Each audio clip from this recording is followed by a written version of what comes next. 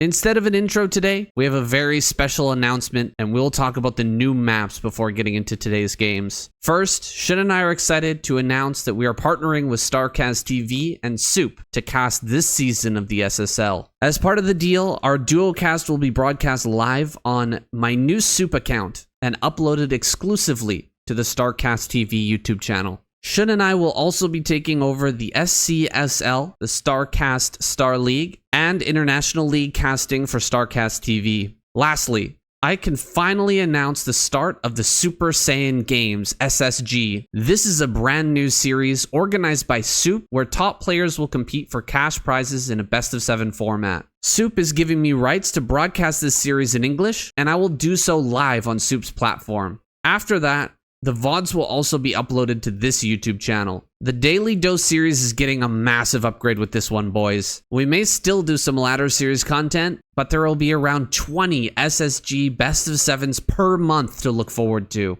Look guys, just an aside here before we move on, I'm gonna do my best to be a valuable partner to both Soup and Starcast TV, but I can't really do anything on my own. It's up to you guys whether this partnership ultimately succeeds, because your support is the value that I bring. I am committed to doing my absolute best to earn that support so we can become better partners and grow the relationship with our Korean counterparts. The ultimate goal being that we, in the English-speaking community, can enjoy more content in the future. Shout out to the Patreon supporters, and thank you to our partners for giving us this wonderful opportunity. Now let's talk about the maps. Okay, I'm here now with Shun. We're taking a look at the new maps for this season of the KCM.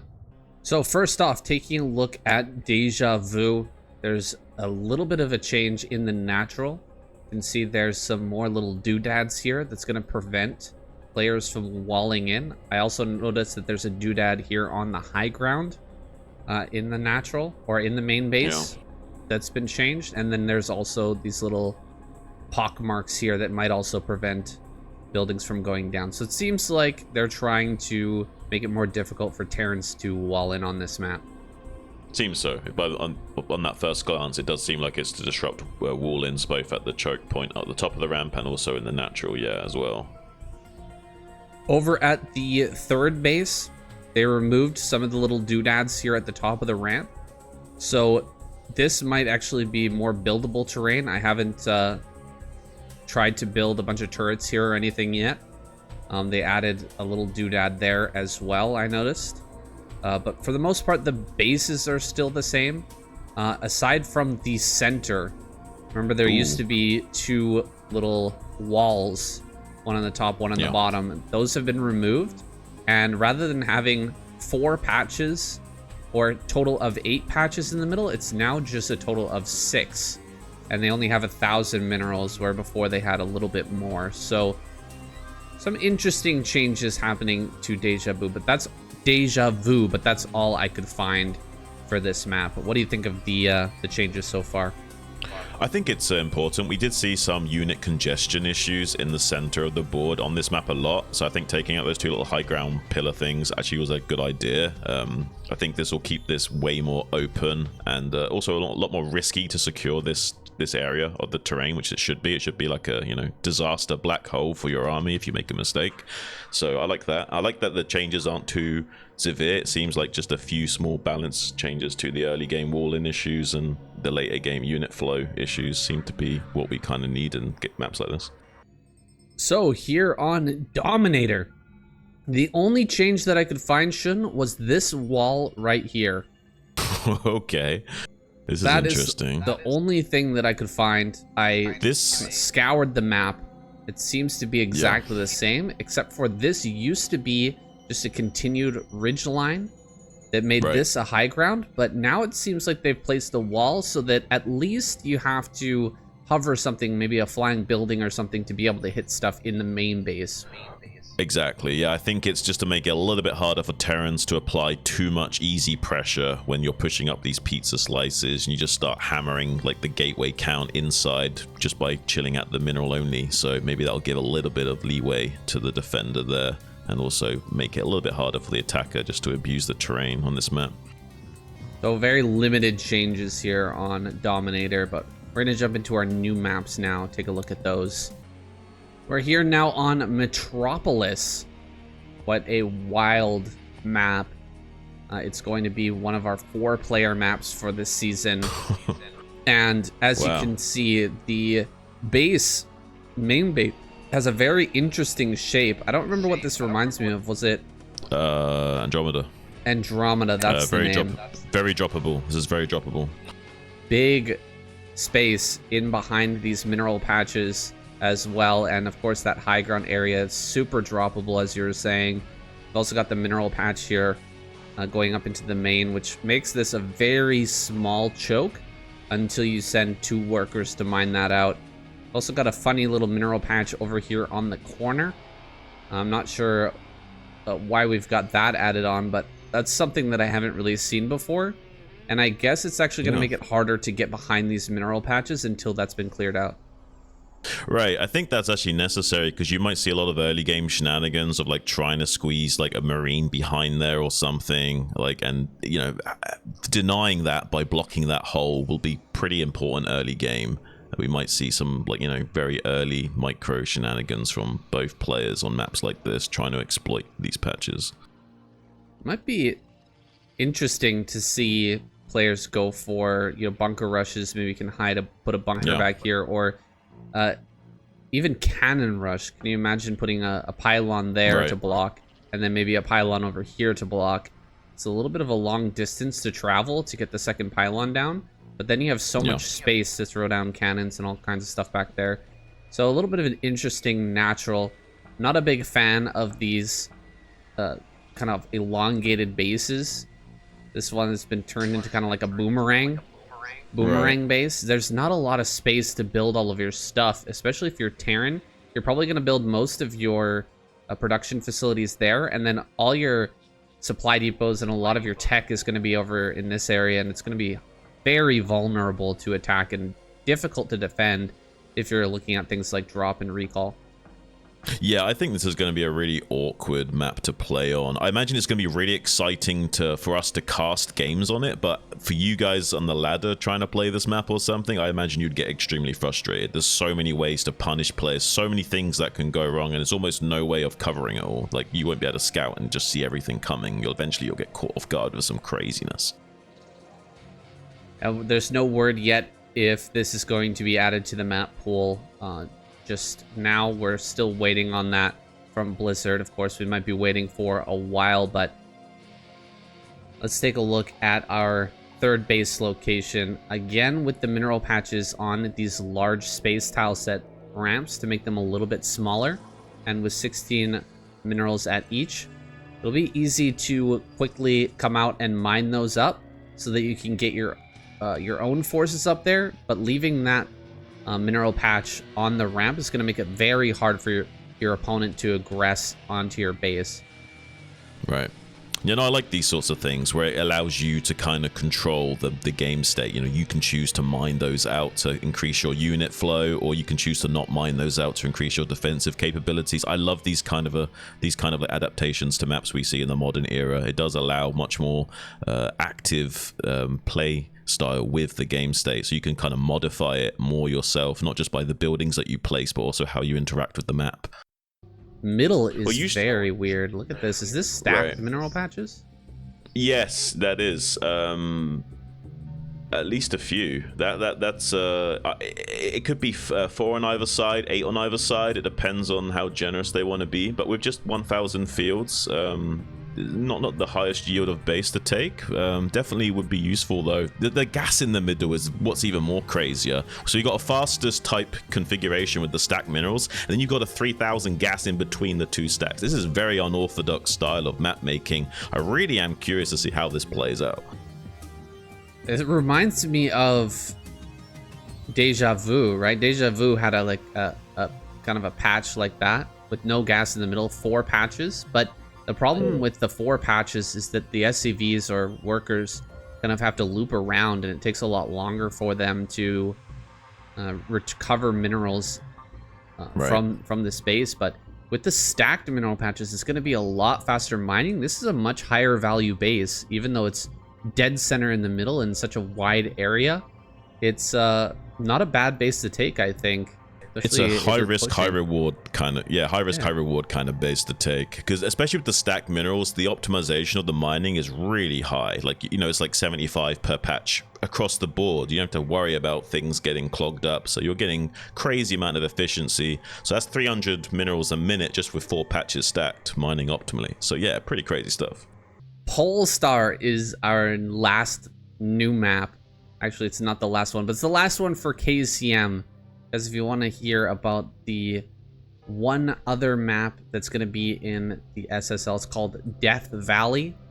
I'll be taking a look at that on my channel, and I'll be going into a little bit more depth on all these maps in a separate video. But we're just going to take a look at Polestar here. It's quite an interesting map. That's not supposed to be there. I don't know why that's there. It is what it is. Just pretend that that base didn't spawn there. There's a couple of patches here in the middle. This is probably the least valuable base you've ever seen. 563 and 428. There must be some meaning behind that. Yeah, I imagine so. I imagine this map has some kind of hidden meanings on it. Who knows? I don't know why they do this in maps like this. Maybe you guys can figure out the Easter eggs, but I'm sure there is some kind of mystery to uncover here. Well, over at the main base, it's a much more standard looking main. You've got the eggs, very modern style of map with the eggs at the natural and going up into the main base as well to just cut off circulation a little bit. Those can obviously be killed to open up circulation better for the late game macro. The natural looks very standard as well. Maybe a little bit of lack of space for turrets here, but no high ground behind these mineral patches, so it's not going to be as difficult to defend against mutas. It's kind of interesting. I kind of like the balance of not having much space for turrets, but also no high ground to abuse. So it kind of levels the playing field a little bit. And with some clever turret design, I'm sure you'll be safe by building turrets on the top of the mineral patch on the bottom right, and then to the right from that. I'm sure you'd be okay. Yeah, you'd be okay. It's just you have to be a little bit creative with the turret placement.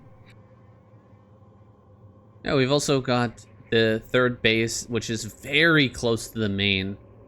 Kind of an interesting decision by the map makers. I haven't really seen a third base which is like so close on even ground. Sometimes you see like a high ground ledge and then the third base below it, because the main base would be on high ground, but this is on the neutral ground between the main. And then we've got such a small little wall. You can almost cover it with some tanks. Reminds me of Polypoid. How like it's so easy to access your mineral only from the main base, and you can also storm over that with shuttle and stuff. So it seems like we're crunching up the third to the main base more and more on some of these maps, where we want to have more interactions from the main base and the third by the map makers, it seems. Right. Quite a few ups and downs as you're crossing the map. We've got a ramp up here and a ramp down, getting over towards your opponent's base, so that could be difficult for a Terran pushing. There's also a larger entrance to the third from the outsider perspective than from the defender. The attacker is going to have an easier time getting their units in to attack than the opponent, or than the defender is going to be getting units up to defend that area. So some interesting features on this map. We've got a high ground fourth base location that looks quite safe with a big high ground ramp as well. Quite a wide ramp, so it's not super easy for a Zerg player to take a base like this and hold that. There's still some counterplay. There's still some ways that you can maybe slip by those lurkers and break a position like that. Yeah, go ahead. I could see this being like a very powerful macro map in the hands of the right player, but also, you know, easy to punish a player that's playing too greedy as well. So I kind of like the way this map naturally progresses in terms of the natural third and fourth. I think this could be a really powerful macro map for some players. But also the terrain, the way it's designed, I think also leaves a lot of room for counterplay. So this could be a very exciting map to both play on and cast on, because you can play quite explosively in terms of your economy, and also us as casters get to see some crazy interactions on maps like this. I think this should be a good standard-ish map. Addition to the pool. You know, we got Radion. So. We've got Radion in there, but Other than that, there's not a good amount of standard macro maps. So this is probably going to be that one that plays out in a more standard manner. Again, there is that map, Death Valley, that's going to be played in SSL. It's not going to be played here in KCM, so we won't talk about it too much, but that's the real wild map. You know, that's the 76 of the SSL spring season this year. So with that all being said, guys, thank you for being patient. We're going to jump into game number 1. KCM, let's get started. We're back. Season 1 of 2025 kicks off now. Let's jump into game number 1. Shun and I were speculating that we might just go directly into another season after season 5 2024, but turned out to be quite a long hiatus, so glad to be back. Protoss players are malding though. Look, they didn't even show up this week, Shun. They didn't even show up. They are throwing their ape toys out with the ape bus. They're really pissed off. I can't say I blame them. They came so close and got so far, but in the end saying doesn't even matter. It's wild to me, but I took a look at the KCM channel, and one of his posts was mentioning that the Protoss just weren't able to come up with a team this week. I don't know how that can happen. We've got a ton of good up-and-coming Protoss players who showed up huge in week number 8 of season 5 last season. We're actually able to win a week, so I don't know where they can't just put together, you know, Backhoe, Motive, and YSC or something like that, and just give us something to watch. But this week Protoss is going to be absent. They weren't able to get together. I guess it's Valentine's Day. Shun, happy Valentine's Day. Maybe the Protoss players are out hanging out with their mistresses or something like that. Yeah, I mean, maybe that's it. They are the Chad Protosses, right? Or maybe they're just pussy whipped, you know what I mean? Like, whoosh, they're not allowed out. They're not allowed out on Valentine's Day. What? The computer game is more important than me? What? The emotional manipulation is real, Sam. That's just because they have super hot wives. Like, their wives are all perfect 10s, and they won't allow them. They won't put up with that. We're just playing around, guys. Protoss, I don't know what happened. This was actually played right before Valentine's Day. It was on the 13th, so who knows? Who knows? Right. But instead of having a Protoss this week, we're actually going to get revives for the Terran and Zerg. So it's almost like we're having another finals here, Shun. Yeah, we kind of got like a little mini finals repeat here. I'm kind of happy about it, to be honest. I love TVZ. We're still seeing that wall in here from Light as well. Nothing unorthodox at all. Such a powerful way to open up as Terran here, getting a really fast CC and then walling in as well. Like, the amount of greed from this man is insane. Like, 14 CC basically puts you ahead in every metric in this game, unless you somehow catch them off guard with an early pull and early scout to disrupt the building timing. You're pretty much just dead in the water as Zerg playing from behind. We'll see how Queen wants to respond to this. He gets in, he sees the barracks timing, he knows. He knows exactly what's happened. The moment you see that barracks isn't even finished yet, he's going to get into this main base, try to harass a little bit this SCV, but he is light years behind. This is Queen, by the way, who is fresh off of that victory, that sweet, sweet all-kill victory in the finals that netted him a huge payout. Not getting the best of luck here in this first game. No, I mean, yeah, a little bit of weird end to the last season, it has to be said, and a lot of controversy and maybe even conspiracies were abound with the weirdness of what transpired in those games. But hopefully we'll be back to some level of normalcy in the gameplay. Although without the Protoss squad showing up, it kind of makes you think, like, is there any chance of having a normal week in KCM? I think not. Yeah, that sounds unlikely, I would say. But Queen versus Light, this is a matchup that we've been watching for a very, very long time, since back when Queen was known as Zero. Oh yeah. These guys are hardened veterans, and you've got to imagine they've played hundreds, if not thousands, of games between each other.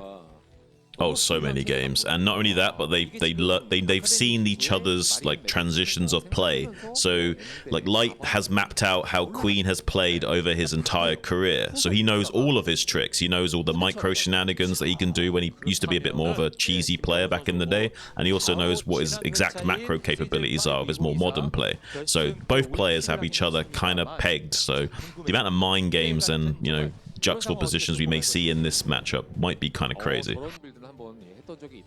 Really good early game Ling control here from Queen. He's only made a single pair of Lings, Shun, so he's been macroing like crazy and hasn't flinched at all as the Marines started to push out. He also got rid of that SCV very quickly and didn't lose even a single Ling. So this push is going to come. It might force some sunken colonies, but actually, Light is not moving. It's past the 5-minute mark. He's not moving out at all. He's being very defensive. He did this before. It's the same thing he did when he was top left on the last series, where he didn't attack, made it look like he was going to, and then built up like 4x worth of Marines, pushed out, and then sunk and busted because there wasn't enough to defend. We'll see if he wants to sunken bust here as well. He's got quite a few medics now, so to be able to deal with this many Marines and this many medics, you need at least 4 to 5 sunken colonies, right, Shun? Like, if those aren't done and ready at the time when the Marines arrive and you don't have units coming out to help assist, you're just going to get busted. This is a very strong push with +1 on the way. Light has played this out beautifully, and his macro advantage is serious. Queen has to get something done with these mutas. He's being forced, though, to track the Marines for now. Yeah, even though Light's being passive, like his upgrades are quite quick and he's able to launch attacks very soon. He's building up a crazy amount of infantry out of these 4 barracks, just pumping out. And he hasn't made too many turrets, but he's made the bare minimal so he can't just be counterattacked and easily cleaned up by Queen. Light ideally would attack north to this 3rd to get like a little checkmate move by killing the 3rd, but that's not a guaranteed win in this game state. Queen currently swinging around into the main base. Some Marines here to support the turrets. Pretty good turret formation from Light. He hasn't like really cut any corners here, so Queen has to evacuate the attack after picking up a few SCV kills. So nicely done on both sides so far. Well, I only see 1 sunken colony in the natural so far. Light has a big group of bio, but he's actually moving to intercept these mutas. Ooh. Okay. Maybe putting a little damage on one of those mutas, but for the most part, Queen being safe, keeping those alive, and tracking the Marines. Yeah. This Bioforce is not looking too scary just yet. There's quite a lot of mutas that have been produced. I'm wondering how cautious Light is feeling about this game state. He might just like keep rejoining this bio ball up with a few more rounds of Marines and just hit the go button and try and hit just before Lurker tech is online. We see the den just finishing up now. It's going to be quite a couple of minutes until Lurkers are actually hatching out of eggs though. So Light has a big window to push out onto the map, challenge these mutas into the center of the board, and maybe go for a bust on this natural expansion just before the critical Lurkers are actually finished and burrowed into critical positions to defend that. Looks like he's hit the 7-minute factory timing as well, so he's going to have his tech rolling. He hasn't really taken too much damage in this game, so no reason that he shouldn't have that. His Bioforce is looking quite scary, but more than 12 mutas are active now. And he's gathering up to that large count. Oh, this is some very good trading with the mutas. My goodness. Queen, he took out like 6 Marines without losing a single mutalist there. Very impressive stuff. Queen is just a barber today, just taking a little bit off the top over and over again, and he's grinded this down to an absolute nub now, and he's coming intercepting the reinforcement Marines as well, shaving off whatever he can. He's going to give him a bit of a buzz cut if he's not too careful. He needs to maintain the hair follicles into tight formations to not allow the mutas to come and separate what's left of his balding mug. Yeah, it's looking a bit desperate here, and Light is just going to break off a big group of Marines and head up towards the 3rd base, but immediately caught on to that. Queen is not going to allow that base to get taken down for free, or the drones there to get ravaged for free, so he brings his mutas together, cuts off that bit of split force, and now I mean, Light is going to be struggling here. There's already lurkers going to be spawning on high ground. I kind of like that Queen took that high ground base rather than the natural. It's so much easier to hold. In the modern day, it's so much more normal to take the low ground, but knowing that Light was going to have a lot of power in this game with the early CC, I think that was a bold decision, a smart decision from Queen. Right. No, it's actually kind of critical. It's probably one of the only things that's keeping him being safe in this game. If he had to sunken and lurker up the natural here, Light actually can bust through on the right, and he's actually looking a lot better. Now, though, Queen is looking so tight. He just needs to get up to Defiler Tech and then retake the 4th base with Swarm later on. Light is kind of desperate to make something happen in the next couple of minutes here, because in like 1 or 2 minutes, Queen is going to have all the tools that he needs to end this game, Sam. Well, Light is still very capable of taking this game late and making it, you know, a 4-base Terran versus 4-base Zerg and trying to shut down that 5th. For now, he's not fully committing into the natural, but he's threatening there, and Queen forced to make a few extra lurker eggs at the front just to body block and soak up some damage. The Defiler Mound is just about done. I wonder how the upgrades are looking, though, for Queen. Does he have +1 on the way just yet? We don't have it finished. It should be on the way. And +1 is done, of course, here for Light. I like how Queen kind of got away with making the bare minimal defense, so that was only like 2 sunk, 3 lurker. I mean, really, realistically, Light could technically have busted in there if the Mutalisk Micro wasn't too potent. There was a way of coming in there and technically busting, but it's just so hard to do in that like tight corridor, and you're risking it going so horribly wrong. It's not really worth it to even attempt that. So I do like that he didn't really commit to an attack there. Is finally starting to get a bit more late game potential online for himself, but honestly, like, his attack has kind of fizzled out. He's got such a large mass of army that he can't really utilize right now. Vessels are only just started to come out.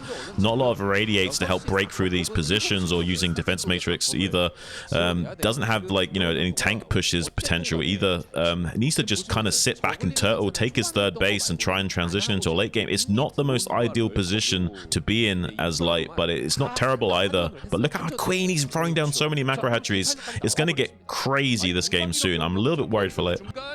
Well, Queen has these Mutalisks being very aggressive and trying to shut down bases as they're coming up, but at the same time, he doesn't have those mutas at home to potentially shut down a drop that's coming in. If Light was going for a drop, there's a potential there, but it doesn't seem like he wants to. He's just trying to get these bases online and play safe. He is going to contain at the bottom of this ramp his opponent from coming down, Queen from coming down this ramp and actually taking this base easily, but I think this is an inevitability. Queen is eventually going to come down and get this 4th base, and now he's out on the map. Actually, he's looking for some counter-attacking, maybe going to go towards 6 o'clock. I think he suspects that Light will be double expanding soon, and that's a reasonable suspicion to have at this point. Yeah, he's thinking that Light needs to do something to come back in this game. Queen has kind of done a great job of flipping the script and like putting the onus on Light to do something, and unfortunately Light's build order choice has kind of bottlenecked him into this mid-game focused style. He's now transitioning out of it, but it's a little bit slow, and trying to set up this 4th base in the bottom left will get easily dealt with. Please cancel that at least. Doesn't even cancel it. That's a bit of an issue for Light to have to suffer. It's like 400 minerals down the drain, and he's kind of getting a run around right now. If he can somehow intercept these Mutilars, it'd be great for him with these Marines, but he's not really able to do so. Instead, Queen being a little bit annoying, just keep flying around with these Mutilars, keeping him distracted, so he can't really assault or lay siege to the Zerg, and isn't really growing that much either. So I'm a little bit worried for Light still. You know who I've seen play hyper aggressive like this with the Mutalisks in the mid game is Dashik. I saw a game with him, I think it was against Speed, where he's flying around with his mutas and sniping down SCVs that are moving towards taking a 3rd and 4th base, and he was actually able to stop his opponent from taking a base for long. I think it was actually Sock, now that I'm remembering. Flying around and just making some great use out of those mutas that would usually just be sitting in the main and trying to defend drops, but he's actually getting out on the map and slowing down Terran and keeping, more importantly, keeping Terran on his side of the map rather than just sitting out in front of his natural, right, irradiating everything that's, you know, all the lurkers and defilers that pop out. Yeah, he's taking a lot of pressure off himself by keeping the army doing the run around Ring of Rosie on the map and not actually laying siege to him this entire game. Finally have a big fleet of vessels. Most of those irradiates have already been like chunked out on killing the Mutalisks, so not really able to deal much additional damage to the lurker formations and defiler setups here. So we now even have plagues being churned out from Queen. Does mean that Light has to be super careful, keep just a few proxy forces at the front to catch the defiler moving out, so he doesn't just get a whole clump of bio force get absolutely obliterated by, you know, chili sauce or ketchup. So this is going to be an awkward game for Light going forward. He has some tools to work with. We see him moving in now with the science vessels to put on some pressure, try and hunt down these defilers, and then maybe there's a glitch in the macro cycle of Queen and we don't have a defiler in place to take over once these swarms kick out. Well, actually, he went into attack upgrade for Hydralisk, so this is going to be a Hydralisk Defiler game from Queen. That's interesting. Usually don't see it when they're taking this formation of bases, the other natural or the other main base. That usually transitions into more Ultralisk heavy playstyle, but here he's going to be going for that much more. Oh my gosh, the lurker's actually getting surrounded here. This is a lot of Marines, and they're hitting from all different angles. Great job by Light to just surround that army, killing off a bunch of lurkers here, and just forcing Queen back on the map. But yeah, like I was saying, this is kind of unorthodox to see him going for this highly efficient style, and I think that Light's doing a fantastic job dealing with it. Where are the tanks, though? It's time to start getting a bunch of tanks, bunch of extra factories to really start cranking those out. We saw one factory landed in the natural expansion. He needs to start churning them out right now. He needs some kind of siege support. These Hydras are going to be a nightmare for him, and it will be a way of dealing with the massive cloud of vessels that's currently in the fleet of the Terran. One big plague on those, and then the Hydras can snipe them out of the sky. 2 drop ships are currently loaded up, trying to make their way out. Looks like Queen, though, hadn't had a way of spotting that, but didn't click on it, so I don't think he's actually knows these drop ships are coming in yet. He sees the scan, though, so he should assume that there is a drop coming with the scan. Oh, the huge plague there, though. Absolutely magnificent, that plague, doing so much damage. Now, the drops, they keep on coming in. The Scourge are ready. Can he actually get this off? He's immediately going to lose one of these drop ships, and that takes a lot of the wind out of the sails for Light. Can he actually snipe the Nidus Canal, though? It seems like he will. Only Lings popping through there at the last second, but there's no medics with this force anymore. And so these Marines and Firebats will be cleaned out without too many losses. Lurkers pushing forward. Meanwhile, over here to the third base, this is getting dirty for Light, who may end up losing every SCV at this location. Yeah, this is really rough. It's almost unrecoverable. It's lucky he's got these bases set up in the bottom left, so he's not technically out of the game, but this is really rough for him. And he didn't really find much damage with that drop, but if he did some follow-up attacks, maybe he would have found something. The problem is that Queen has like built macro hatcheries at both locations, so even if you do take out the Nidus Canal network, he can still reinforce with quite a lot of macro cycles. So really, unless you like commit heavily into a large fleet of drop ships, you're probably not going to accomplish much, and that's exactly what he wants. And he's whittling down this science vessel count over and over again now. Only 7 of these, and most of them are on like 1 HP. This is looking more and more ideal for Queen.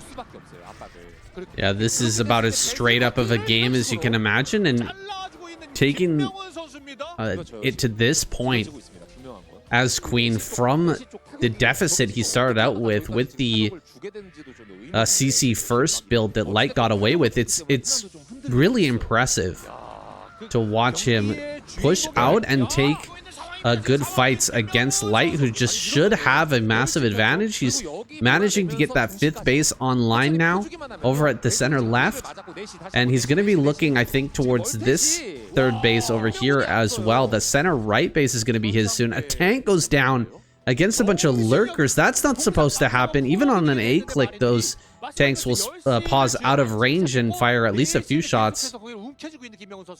Yeah, I think we have some uncharacteristic falling apart of Light here. He's getting his army completely surrounded on 3 fronts. Hydra's coming from the right, Defiler's from the north, and Hydra's from the north and the west as well. Defense Matrix desperately coming in clutch, but not able to do the job that is necessary. Queen just rampaging him and gobbling him up right now. This is crazy, the level of efficiency we're seeing from Queen after being so far behind against supporting CC saying. Wild stuff. The previous finals we just bore witness to, you might want to think that that was luck on the side of Queen, but taking out those players and now taking out Light in a very straight up game where he's behind in the early game macro. This guy is playing at a super high level. I am so excited to see what he can do in SSL Shun. And what will he be able to do today? Is he going to be able to go all the way again? Another all kill for Queen? Is that even possible? It's certainly not going to net him as much money this time if he manages to make that happen, but it would be amazing for his confidence and for... Oh my god, the Queen fans out there would be absolutely frothing at the mouth for him this season.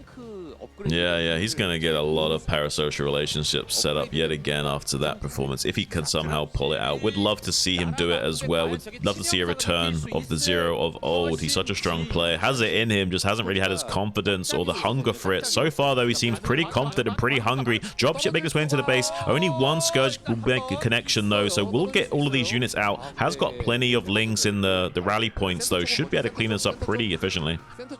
And he's got the Scourge there as well. Looks like he shuts down that dropship as it tries to escape. Very good stuff from Queen. Even if you can't get that dropship before it unloads, at least picking it off a little bit later removes the threat. Killing a ton of these science vessels as well in the middle of the map with just pure Hydralisk shots. It's looking so good for Queen now as he shuts down that massive science vessel count, resetting him back down to like 2 to 4 science vessels, I think, is all that Light has. But what does he have in bottom left? Is he maxing out on tanks now? He needs to make factories in the bottom left to make... Yeah, there we go. He needs to just make a lot of tanks in the bottom left and just set up some factories down there. He's done a good job of just pumping out a lot of tanks. We have Ultras coming out soon. He hasn't got a crazy amount of tanks. He needs about twice this number to be able to just, like, you know, swat anything that Queen throws his way. And Queen just needs to keep the game chaotic enough that the Terran can't, you know, leverage his critical mass of tanks all in one position at once. So this is going to get interesting because it looks like Light has a little bit of room to wiggle and still make some efforts here, but honestly Queen should still be able to overrun this with some good maneuvering. I'm surprised to see Light push out with like around half his tanks from the bottom left. Oh, great plague there as well. Oh, brutal damage. Spreading out all these tanks now. He's bringing everything forward, so this is actually a massive number of tanks now. This is around 12 tanks, and there should be more following up behind this, more coming from the natural as well. But he's slowly encroaching on this base, and I love the positioning, the tactics here from Light to just get in range of that gas and start to pick away at that. That forces the hand of the Zerg, and if they don't deal with it, they're gonna lose that gas at this critical time in 22 minutes, as right as all those gas guys start to run out.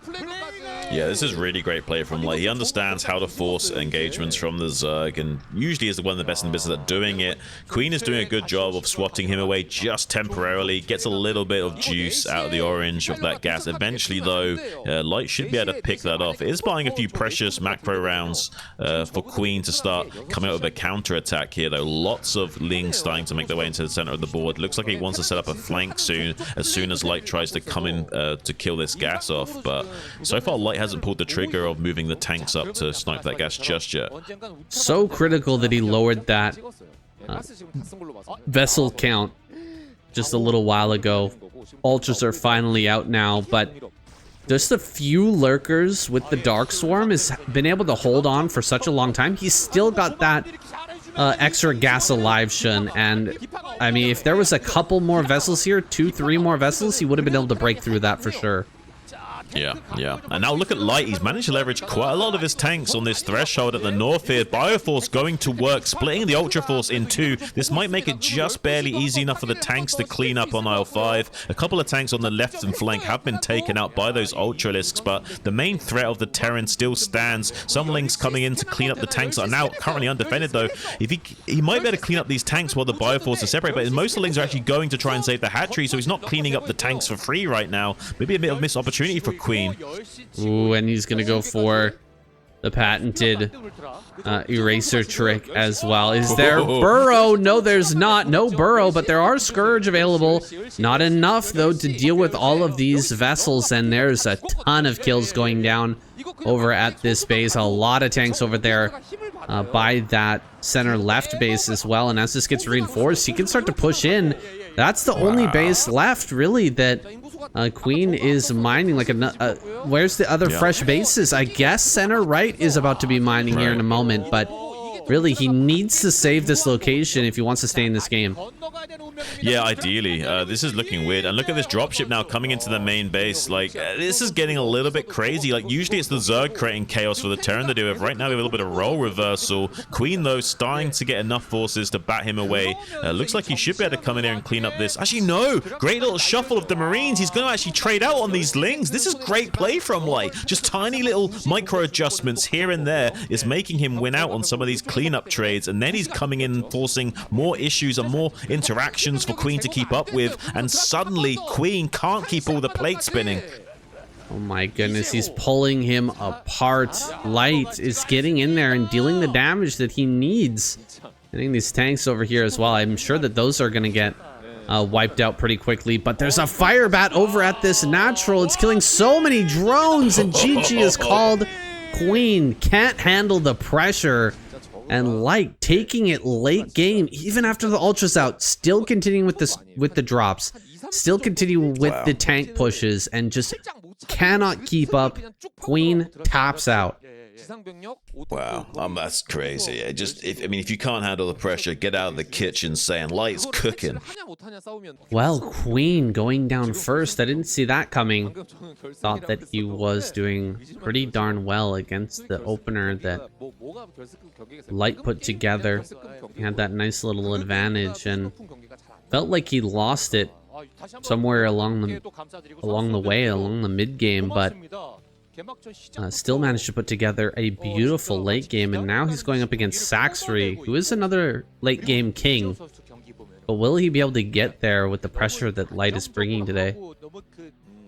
Yeah, I don't know. I mean, Saxry is honestly one of the best up-and-coming Zergs we've had in a long time, and he is very well-rounded in his macro capabilities, but he lacks his roundedness in elsewhere. So he's like got a bit of a curvy body, but he needs to kind of like work on his fat distribution or something. Yeah, he's needs to maybe take some lessons from a zealot or something like that.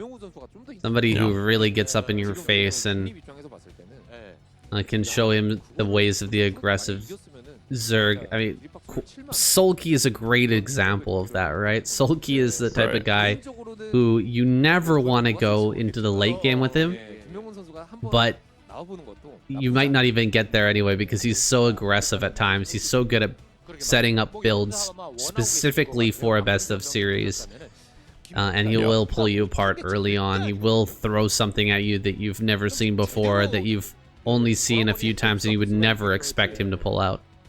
Or something from 10 years ago that you didn't expect him to pull out. Yeah, something along these lines of thinking, and that's what makes you such a deadly player. And keeping your range of play as wide as possible always keeps the other guy guessing. It's the same thing with any form of lack of information game. That's why StarCraft's more akin to poker than chess, because on chess you can see the whole board. You can't see the whole board on StarCraft and in poker, so that's why there's a lot more parallels there.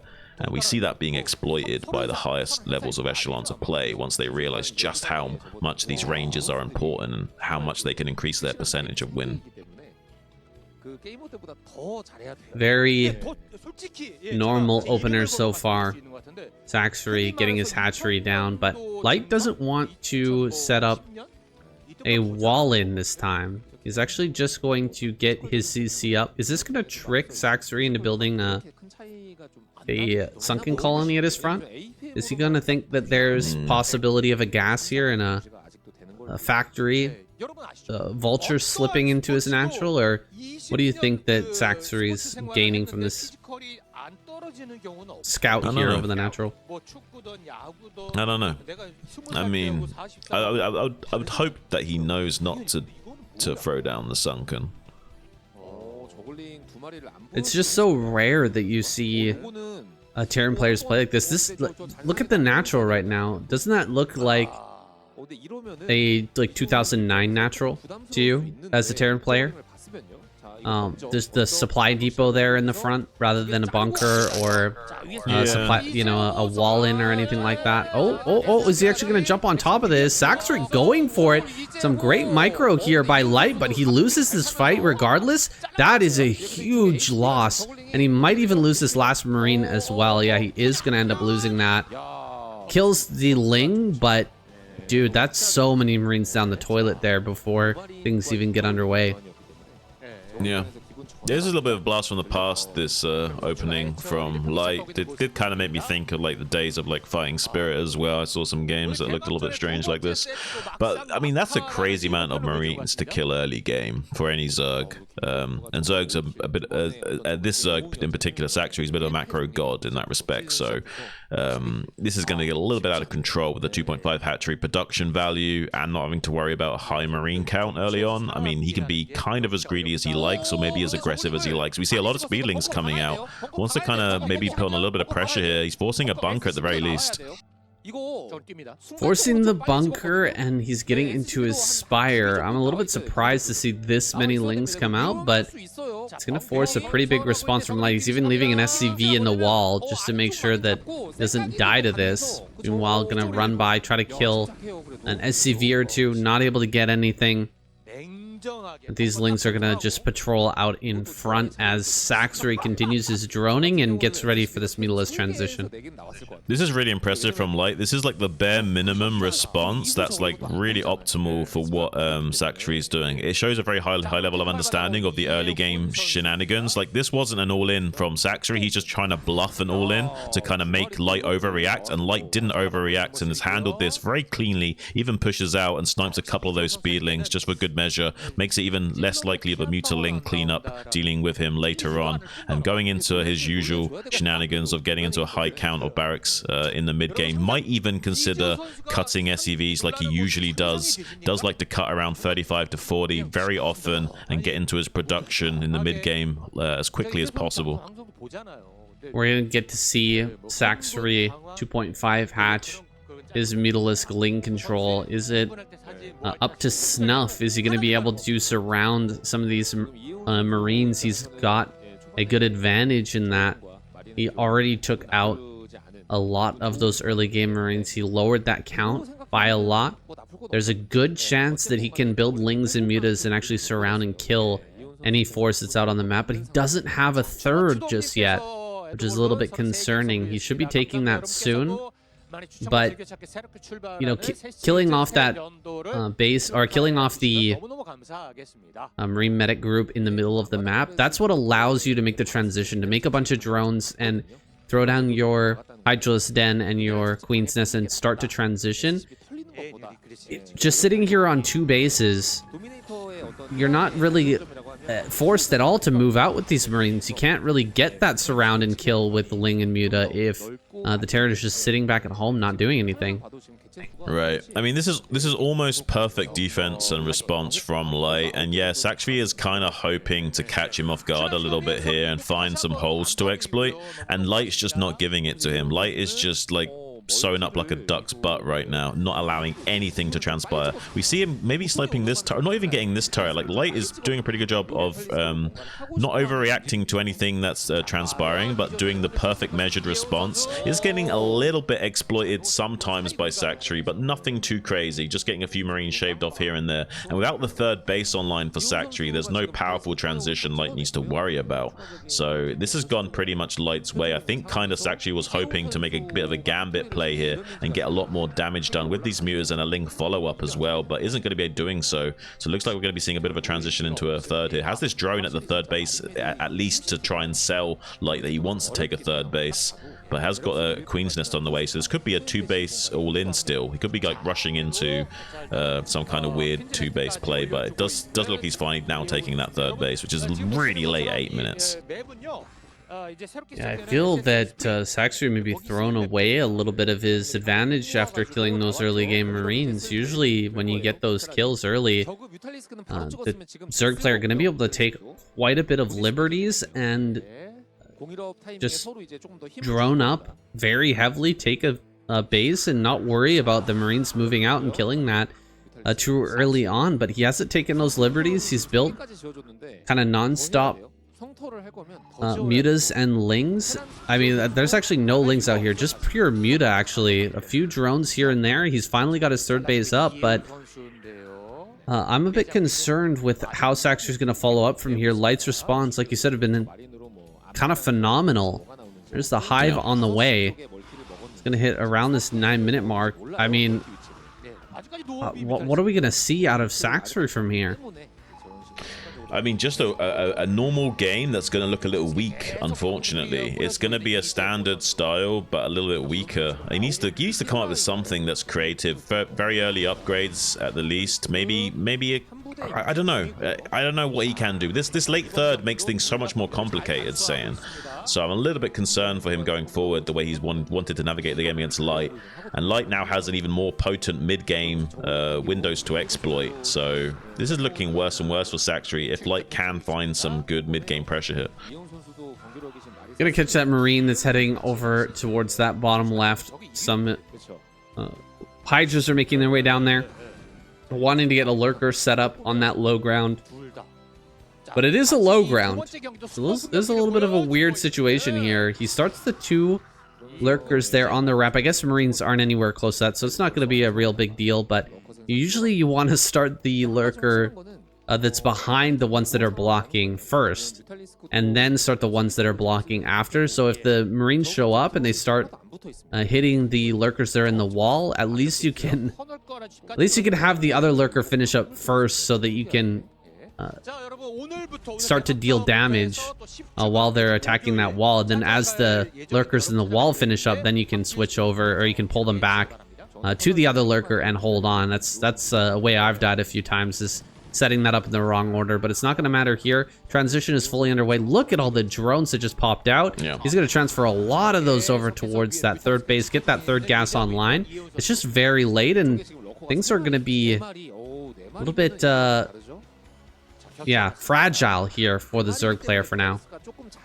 Yeah, he has got a lot of potential still. It's just for the mid-game phase, he's kind of just sitting back and macroing up a lot of drones and not doing a lot. And he is a little bit fragile. You know, there's a soft underbelly that maybe Light can expose here shortly if Saxry's not careful. So far, though, there's enough Mutalisks out. Defiler transition seems to be well enough timed that maybe he might just get away with it. Maybe we've got a real game on our hands here and Light can't actually find the bust timing. I think he will get Dark Swarm and Consume ready just in the nick of time here. Oh, we've seen that even if you have Dark Swarm Consume, even if you have Ultras, you're not safe. This is Zerg player against Light. He did something kind of interesting there, though. Saxry built a sunken colony in his main as kind of a defensive measure against drops here. That doesn't really stop the drop, but it might buy you a few precious seconds to get some reinforcements up and in position to hold on. So I kind of like that. I think that's an interesting idea. That's something we rarely ever see Zerg players do, and I'm curious to see how well that's going to help in this game. It's just to stop your drone line being eviscerated by an A move, I guess, right? It just buys you a few extra precious seconds to drone drill out and get, respond to the threat. And I think the precious seconds mean a lot in a game like this when you're zoning around the map a lot and you're not really able to respond with the quickness always. So sometimes a few extra seconds of reaction time is like the only way you can not just be crushed by the Terran. Well, these Mutalisks are getting aggressive again this game. Saxry going to take a page out of Queen's book and try to get some damage done. Oh my god, he's losing everything. Wow, this is the reason why we usually see the mutas just sit back at home and just defend in the main base, try to prevent drops or just be of assistance to wherever is being broken or whatever kind of attacks are coming in from the Terran player. It's rare to see Zerg players get out and actually do damage with it. That's why it was so impressive when we saw Queen do it earlier. Yeah, he made a better showing of it, that's for sure. But sometimes you can bait out a lot of irradiates and then they haven't got enough in the bank to keep sieging you and killing all your lurkers and your defilers. So that can sometimes help if they've wasted a lot of their irradiates. But in this case, Light's got quite a healthy count of vessels, so that doesn't matter too much that he threw out a few there on mutas. So looks like Queen's desperate to try and get this fourth gas going to kind of make up for how slow his third is. I'm not sure this is going to work out for him or not. He has got the Dark Swarm in position, but Light can now lay siege to this point. He now has a little bit of a that's a great job of sniping those Scourges. Now he's got a great game objective to play around, laying siege to this fourth base. So this now simplifies Light's strategy, at least. We're gonna have a first plague. The greatest one in the world is gonna hold position those Marines until the plague is gone, and then bring the medics forward to repair those back up, heal them back to full. Not a great containment over in front of the natural though, and Saxry may be able to get out on the map with the Defiler, try to threaten top center. Where are the lurkers at this base? There's really nothing here to assist, and he's gonna throw down one Dark Swarm, try to bring forward the lurkers. He actually will push everything back and gets a couple of vessels here as well. I thought that was going to be a disaster for Saxry, but it turned out pretty good in the end. Yeah, that actually was really way better than I thought it would. And now we got a little bit of a Lings getting way more value than usual because there was no high ground vision. So the Lings got on top of those Marines before they could even start shooting. Have got the Ultralisk Cavern just finishing up in a moment here. Saxry just barely can bite off what he's can just barely chew what he's biting off right now, and Light not able to come in here and stop this fourth going up, which is kind of crazy and huge. Now Saxry, if he can start mining gas at this expansion, getting that 1200 gas a minute is now going to really start to kick in, and he can really go on the counter offensive and start to unload a crazy amount of Scourge and Ultralisks onto Light to deal with, and he's sniping a lot of vessels. He's limiting the vessel count and preventing Light from... Oh my gosh, wait a second. The double D matrix was so crisp there. He throws down such a fast double D matrix on those two firebats, and they're breaking through everything. More lurkers are going to come up. Some more spawn as well. He's going for the kill on the hatchery, but he may end up losing everything. Can he actually kill it? It's so low, but it manages to survive just barely. Love to get a click on that to see exactly how much health is remaining, but Light is putting on so much pressure at that location. Saxry not able to send out units anywhere else or put on any other pressure. The Ling counterattack that came across and went onto this mineral only and didn't really do anything. It's a shame that there wasn't a Defiler with that, because that could have caused so much more of a problem. Oh my goodness, he's breaking through. Light is just getting in here and snapping this base apart. He's gonna Thanos snap Saxry's economy. Well, half of it just disappeared. A lot of his gas income is gone now, and his Nidus canal that just came up has been eliminated. Maybe that's why they call him Light, 'cause he's got all the infinity zones saying he's just glowing right now. This is insane how he's dealing with the likes of Queen and Saxry in such short order, and both of them looked so strong initially. And the macro, what Saxry is known for, is slipping a little bit, it seems. He's not been able to get lurkers continuously to the front to keep that fourth base alive, and is having a hard time bringing defilers where they need to be as well. The snipes on the science vessels were amazing. The snipes have been fantastic, but it just hasn't been enough. He's starting to push everything back now since he killed so many Marines in that attack. He has been able to drive everything out of this area, but that was really all that Light needed to do, was hiccup that gas income for just a small amount of time, so that Saxry is slowed down enough to where these battle cruisers will really start to take effect. Battled cruiser operational. I'm excited to see them saying, and it is a great way of leveraging your economy as Terran. Getting on top of these bunkers with some Dark Swarms, though, is critical from Zachary. Might be able to disrupt these locations, and at least deny mining for some time. Forcing Light to try and put out some fires right now is at least a great use of his time and energy. Forcing some lost mining time at the very least will put a little bit of a dent in the economy of Light. Just one base worth of mining roughly right now. I think his main base is not even operational with those mineral patches, so does kind of limit the economy of Light a little bit here. But honestly, it's not enough, I don't think. Eventually, he's just hoping he can keep these battle cruisers on that side of the map so they don't start hitting his gas expansions and things like that. As soon as Light can start to push away on some of these attacks, he's going to start to not only clean up on aisle 5, but also start to limit the gas income of the Zerg by leveraging these battle cruisers, Sam. One last Dark Swarm goes down over here at the mineral only. He's almost shut down every mineral income base. Every base that's mining being almost shut down for Light, which is a very big deal. Is he going to lose this gas, guys? Though Saxory has to keep that alive. He's got to send in the Scourge to actually deal with that. Something came in there. I guess it was like a Marine or something that came in, ended up dying there in that bottom left natural, and the gas geyser survives. That's so big. I guess that second battlecruiser wasn't sent in time. I think there's something else over there. Maybe another battlecruiser making its way up. Can he actually snipe that gas? That would be a massive win. He does get it. No, he hasn't killed it just yet. Another battlecruiser goes down, but another one coming up to the front. It finally kills that gas. That is a huge moment here for Light. Yeah, I mean, those spores actually can't really stop the gas being sniped if you position the battlecruiser correctly. So this is getting wild, saying, like, a very tactical game from both sides. Saxu trying to keep the game as scrappy as possible and chaotic as possible, but now Light putting on the counter pressure. So many Scourge coming out of the hatcheries, snipe so many of those vessels as they try and punish the Defiler positioning here. This is kind of a game is getting a little bit out of hand. I actually thought Light was going to have an easy counter attack and win here, but I don't think not as easy as I initially thought. Maybe he can just barely hold on here. There's a lot of firebats in the front line, which make it difficult for the Dark Swarm and Ling clean up on those Marines. So he instead goes for the Plague option, which is a great choice. Tries to get a Dark Swarm down. It's an afterthought. Doesn't find a Plague on these firebats, but as long as he's got a few Ultras coming in, he should be able to clean up everything.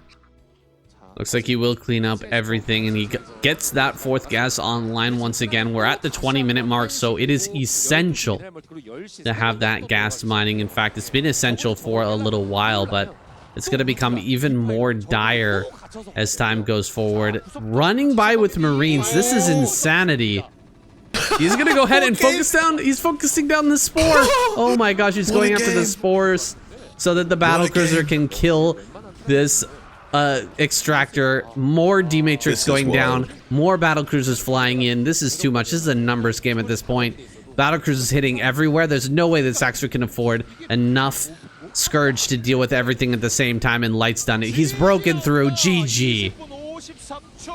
Wow, Light is just such a god, saying, what can you even say about this guy at this point? This takes me back to the days of Pro League, where this guy was just getting all kill after all kill back to back, and his teammates didn't even get to play.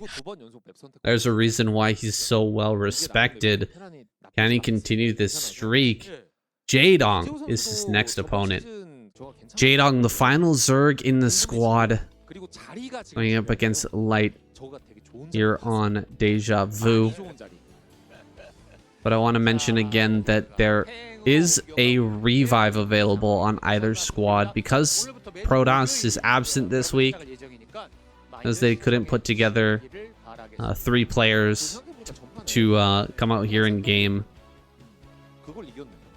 We get a revive for either squad. So who do you think they're going to bring back if Jaedong loses straight up here? I feel like they gotta bring back Queen, right?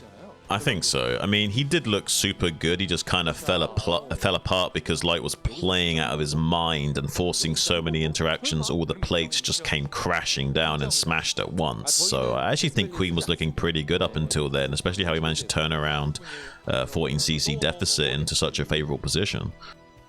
Well,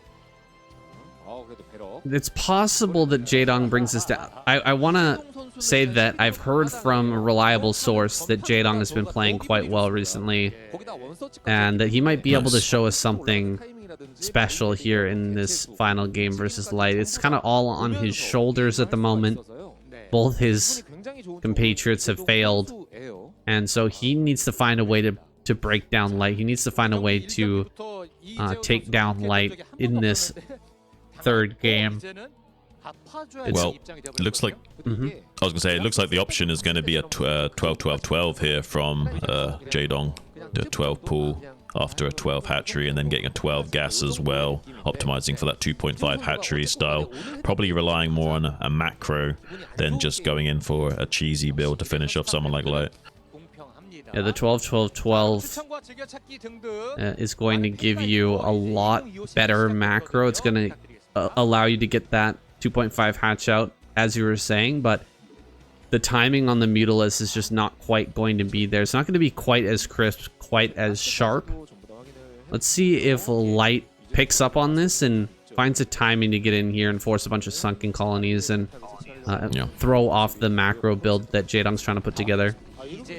Yeah, the compensation with this build, the 2.5 hatch, is that you can not only make more Zerglings earlier on, but with the extra lava, but also you can get to a quite high count of muters going straight up to 7, 8, and then come in and kill some SEVs. There's a little bit of compensation for having a slower muter timing. If you can come in, kill 5, 6 SEVs, that does put you in a comfortable economic position going forward into the mid to late game. So you can sometimes find compensation for those slower Mutalisks, but honestly, sometimes there could be a problem not having that early map control and allowing the Terrans to get away with slower timings. But look at Light coming in. We see so many Terrans try and do this these days, where they're playing more like aggressive in these early game stages, but he's getting punished for it. These 2 Lings getting on top of that Marine easily. We'll get the scout in the main base as some compensation here, but honestly, this is pretty Jaedong favored going forward. Light's opted not to make any sort of wall in the natural, and I think that is by design. Map wise here, Deja Vu's been changed, as we discussed at the beginning of the video. It's not as easy to wall here anymore, and so we might end up seeing a return to much more setups like this, with the barracks in the main base and then the supply depot at the natural. It kind of chokes it up a little bit, but it doesn't serve the same way that a full-on wall does that we're so used to seeing. Right. I mean, back in the day, that's all you kind of would do, right? Is like have just one building to help like choke that up, and then you can sometimes add the bunker on as an option, and sometimes not. Sometimes it's just to deny some surface area, and you know plugging up those holes with some units. It is so cost efficient to Terran to play this way against Zerg, to plug those holes up and stop any surrounds from occurring. That's why you need the Marine between the gap like he's got there. I don't think Jaedong's going to go for anything crazy here, but he has made quite a lot of Lings, which is interesting. He does seem like he's considering punishing Light's move out here, but I'm not sure Light's going to do that. He's been playing very reserved and waiting for a much stronger force in the mid game. Oh my goodness, the move out here is so ill-timed, but Jaedong actually pulled the trigger on this so quickly, diving on top. Wow. Marines actually managed to pull back most of the way. Only 1 gets into the bunker. How did that happen? And he's stopping the repair. 1 in the bunker, and he can't repair either. That Marine goes down. Jaedong, is he actually just going to win with pure Ling here? He's getting a massive advantage either way. I can't believe Light moved out there. I was just saying there's no way Light's going to move out early until the early mid-game. And he just did. He pulled the trigger. He checked. He wanted to snipe some Zerglings. He was trying to do his usual shenanigans of just picking off a few Lings and then running back like he did against Saxary. But way more Zerglings were lurking in wait there and just pounced on him. And unfortunately now he's weathered a little bit too much damage to keep going. Like he's got a few Lings to deal with here, but eventually the Muters are going to start coming across the map. And there's no turrets currently really set up to defend against this, so you've got Lings on the ground, which he's got bats for, but how are you going to deal with the Mutalisk when there's not any turret set up? There's hardly any drones at all for Jaedong back at home in his natural. He really can't afford a 3-hatch build right now. So this is looking much more like a 2-hatch Mutalisk. He's trying to dive in, but the 2 fire bats just ravage those lings. Every ling goes down instantaneously. He's gonna have to kill those fire bats if he wants to follow up with lings and try to pick off these turrets. A little bit of a mistake there from Jaedong. He almost had the win straight up, but he kind of fumbles a bit. Is it gonna be enough for Light to come back though? It still feels like there's a potential for Jaedong to win right here, right now.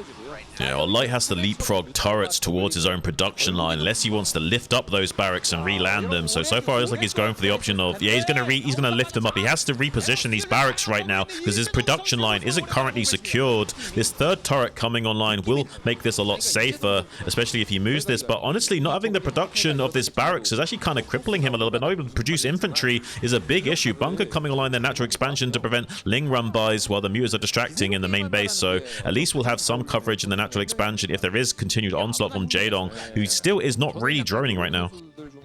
It's a shame that he didn't go after those fire bats. I think that killing the fire bats would have been a massive boon to any attack that he pulls off from here on. He's built so many lings.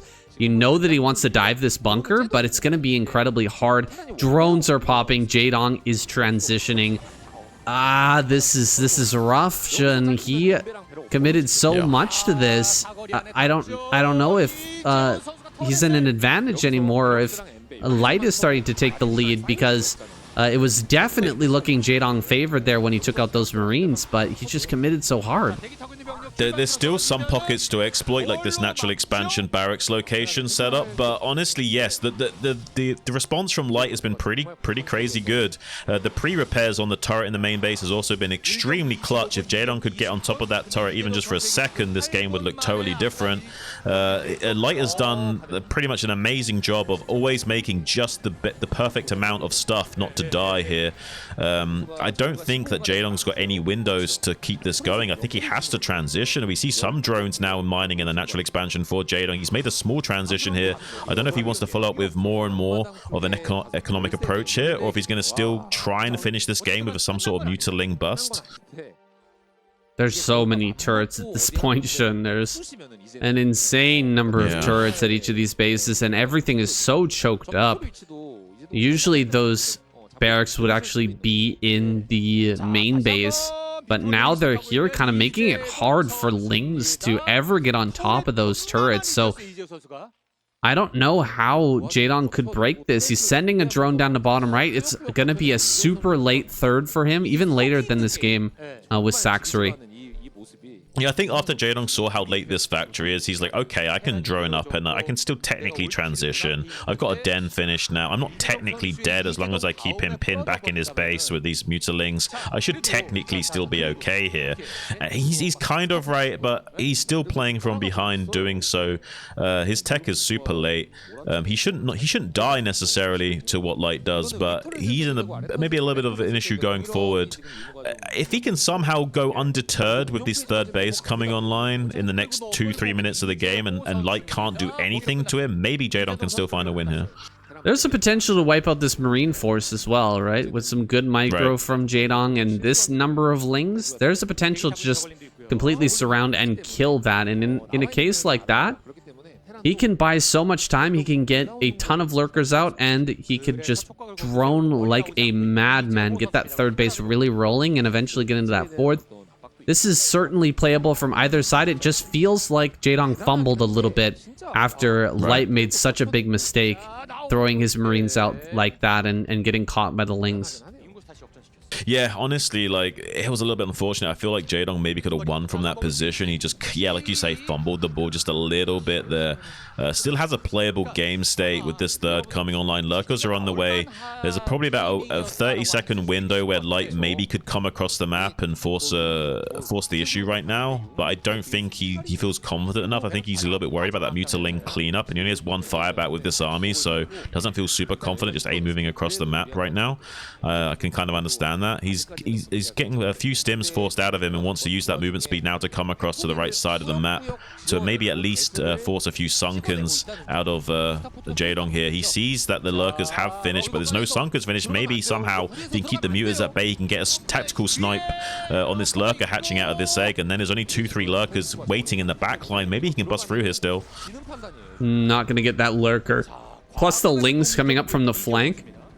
I think it's a good idea to bail out of this position. He's trying to put the pressure on. He's trying to make some moves here, but Jaedong is locked up tight. Filer Mound on the way as that Hive finishes up. We've also got upgrades pumping for Jaedong now. His third base is well and truly mining, and now he's looking to pressure the front once again. That's quite a lot of Marines in a good position, and still so many turrets are available. I don't think that these mutas are really going to get anything done, but at least he can prevent Light from dealing any damage to him. He's got great coverage, by the way, of overlords on the main base, like right outside of this natural, to see any dropships coming. You're gonna have to go way around his Light to get any dropships out on this map and try to threaten Jaedong. Yeah. I mean, he can lay siege to the Zerg here, but I don't really see him making too much progress with the current game state. I actually kind of like Jaedong's transition. It didn't look too strong at first, but I actually feel like he's found himself into a pretty comfortable game state now. It doesn't look too bad when all's said and done, and he has like kind of weathered the storm for that like 2-minute, 3-minute mid-game window where there was some potential counter-attacks while the lurkers were morphing, and now he's getting a great surround with his Mutaling kind of sulky-esque style clean up on aisle 5, mopping up the entirety of that bioball just before the next rally point can come in and help defend and reinforce that. Ooh, 2 irradiates here, dealing quite a lot of damage. He does manage to pull them out in the end, but that was significantly softening up those Mutalisk numbers, and there's not a lot of Scourge just yet in the base. Maybe there's a chance Light wants to pop out a couple of dropships and try to make some chaos happen on Zerg's side of the map. The lack of mutas, not too many Scourge in the main, and Jaedong trying to drone really heavily right now. There's an opportunity here maybe, as Light's trying to take his third base, to go in and put some pressure on with drop. Yeah. I mean, I wonder in this game state if right now the supplies look very Jaedong favored. Like usually you see Zerg when they're on the back foot, their supplies are a little bit lower than this. So Jaedong's actually looking pretty healthy and beefy. Like there's a lot of meat on the bone almost, and he's getting this in-base 4th as well online, probably undeterred. These 2 dropships could come in and just like spell disaster for him right here, right now. I'm hoping he can scout these dropships and not just die to them, because it would be kind of crazy if somehow Light can flip the script on him with just these 2 dropships alone. It depends on how quickly he can get out of this Nidus canal. This is tough, man. As expected here from Light, right after killing off a bunch of those mutas. Okay, he's gonna fly by this overlord. Yeah, killing off those mutas or damaging the mutas. It's just so clearly the right choice to go in with the dropships. Okay, he sees it, but Jaedong, his screen doesn't move. It moves now down to this bottom left, but does he have enough stuff popping through the Nidus now to keep this alive? A lot of these drones are going down, and the drops are going to unload on the high ground as well. Lurkers coming forward.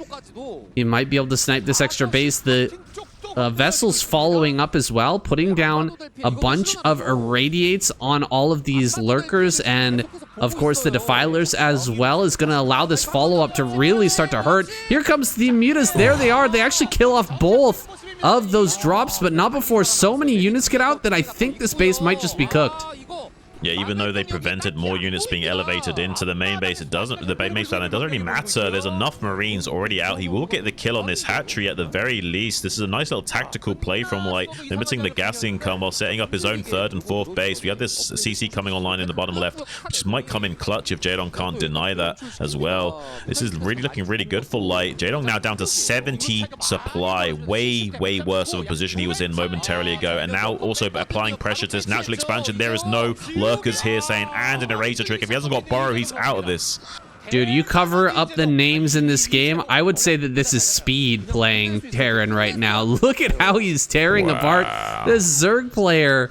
Getting so many kills on this eraser. He's doing 5 different things at once. This is crazy. Like, Light is playing out of his mind tonight. I don't know how he's doing this with less than 300 APM, by the way. Speed does the same sort of thing with about 500. But somehow he's pulling it off. He's being very efficient with his hand movements, his APM. Very, very good stuff from Light, and he's even set up another base in the bottom left. Dude, this is S tier play. Yeah, really is, really. And look at that. He baits the units into the main base to clean up and then dives into the natural expansion to snipe the Nidus Canal before more units can come in here and defend. Now gets the Sunken and can go get behind the minerals and deny mining. Like, Light is playing out of his mind on a tactical, strategic level right now. Really high-level execution and thinking. Jaedong is so far on the back foot. He's falling off the stage at this point. This man can hardly hold it together. He's got +3 armor there, but I think that's just +1 carapace and the chitinous plating as well. Lurker's coming up from behind. Like, he's falling apart. Jaedong is letting Lurkers run into die against this Bioforce, while, I mean, the natural, I don't think, has hardly anything defending. There's a couple of ultras popping out, but his gas income is so low. He's got 1 defiler. He's gonna have to consume a bunch of drones if he wants to get any abilities off. He's not able to get anything out, and GG is called. Jaedong cracks under the pressure, and Light takes the full sweep. I think he's going to take home the L kill prize there. I'm not sure how it's gonna work with Protoss and not being present, but we're gonna have a resurrection here. We're gonna bring back one of these Zerg players. Who's it gonna be? Who's gonna be the champion that can possibly take down Light? We're gonna find out coming right up. Surprise! Jaedong is gonna be brought back here. I am shocked, Shun. I really did not expect to have Jaedong come back, but you know what? I heard that he's been doing very well. I just have not seen it yet, and I'm excited to see it now. I mean, I want to see it, Sam. And, you know, I'm in like a, if you show me yours, I'll show you mine kind of attitude about it. Like, I want to see it really badly. You know what I mean? Is this the Jaedong of old? It didn't quite look like it was all together there. The aggressive Mutilus control that we're used to seeing, that we long to see once again, it just wasn't quite prominent in that last game. It wasn't popping out for me in that last game. He had all the momentum he needed, right? After killing all those Marines. I think tactically, very smart play from Jaedong, right? He saw that Saxery game. He's like, okay, you love to push out with your Marines, Light. I'm going to set up a massive trap for you and just try to take advantage of what I know are your tendencies, and he did a great job with that. It's just the follow-up was not quite there, right? I hope that we're gonna see better control out of him with the Mutas in this next game. Yeah. I mean, this map, I haven't really like seen much of it yet as well, so I'm kind of just excited to see what transpires on this map. It could be any players at the moment, but it's just kind of amazing that we have Jaedong and Light on there. This map is super droppable. It's kind of like Andromeda. The map main base is so open. I wonder if we'll see that be exploited by Light later on in the game, or maybe some craziness from Jaedong with, you know, Hydras and Defilers. Who knows? Yeah, I want to see how these players are going to utilize the strangeness of this map. Yeah, absolutely. If you guys want to take a look at these maps for yourselves, these are the new SSL maps. This one called Metropolis. You can very easily download it from the SSL website. Yeah, link will be down in the description. He steals the mineral. That's interesting. Taking away the mineral. How did he get all 16 minerals? Did he didn't do any sort of trick there, right? Did Light mine that and then move back and build the barracks? I wasn't quite paying attention at that moment. Maybe that's what happened. Yeah, maybe. Because it's 60 minerals, right? So you have to mine it twice.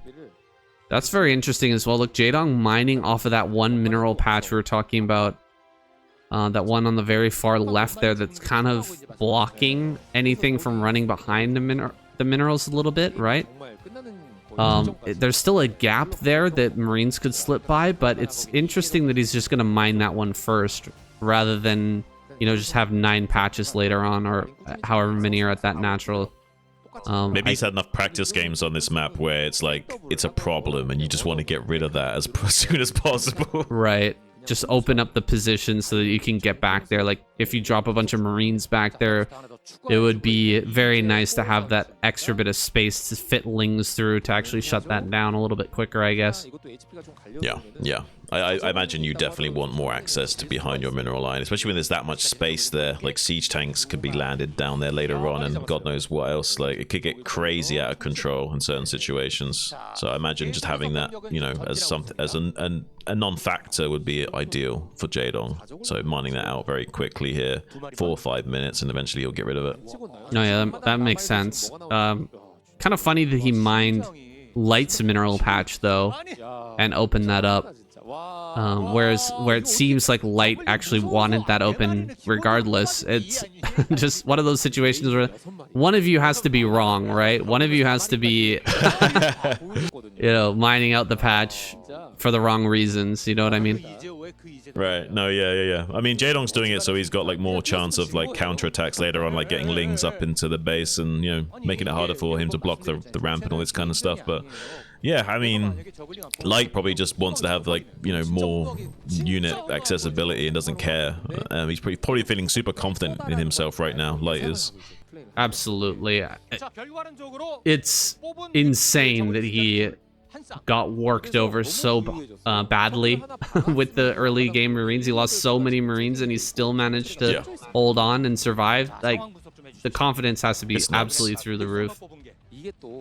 It just shows how much experience pays off. It doesn't, and this is the thing, is as you get older, you rely on your experience more and more because your reaction speed, especially as a, you know, from a young male to an adult male, is so much different, right? You just get slower and slower as you age, and you have to draw on that knowledge and experience more and more. And Light has such a wealth of experience to draw on. Absolutely. Moving out now, checking what kind of damage he could potentially do. Whether there's sunken colonies there or not. He sees the sunken colony is finished. Mutalisks are on the way. It's a 2-hatch build from Jaedong this time, so Mutas are quite a bit faster. They're going to get here right around that 6-minute mark. Just the 6, though. So they won't be able to one-shot SCVs right off the bat, but it's still a major threat. Need to have these done in time, and the turrets will finish. We're going to get our first view of what this map is like to actually defend against Mutalisks on. Yeah, and so far it looks like you can see why this mineral might be a problem, right? He can't really get his Marines in here to deal with this too easily. Like, there's some ways you can exploit this and just sit here and take pot shots at these SCVs.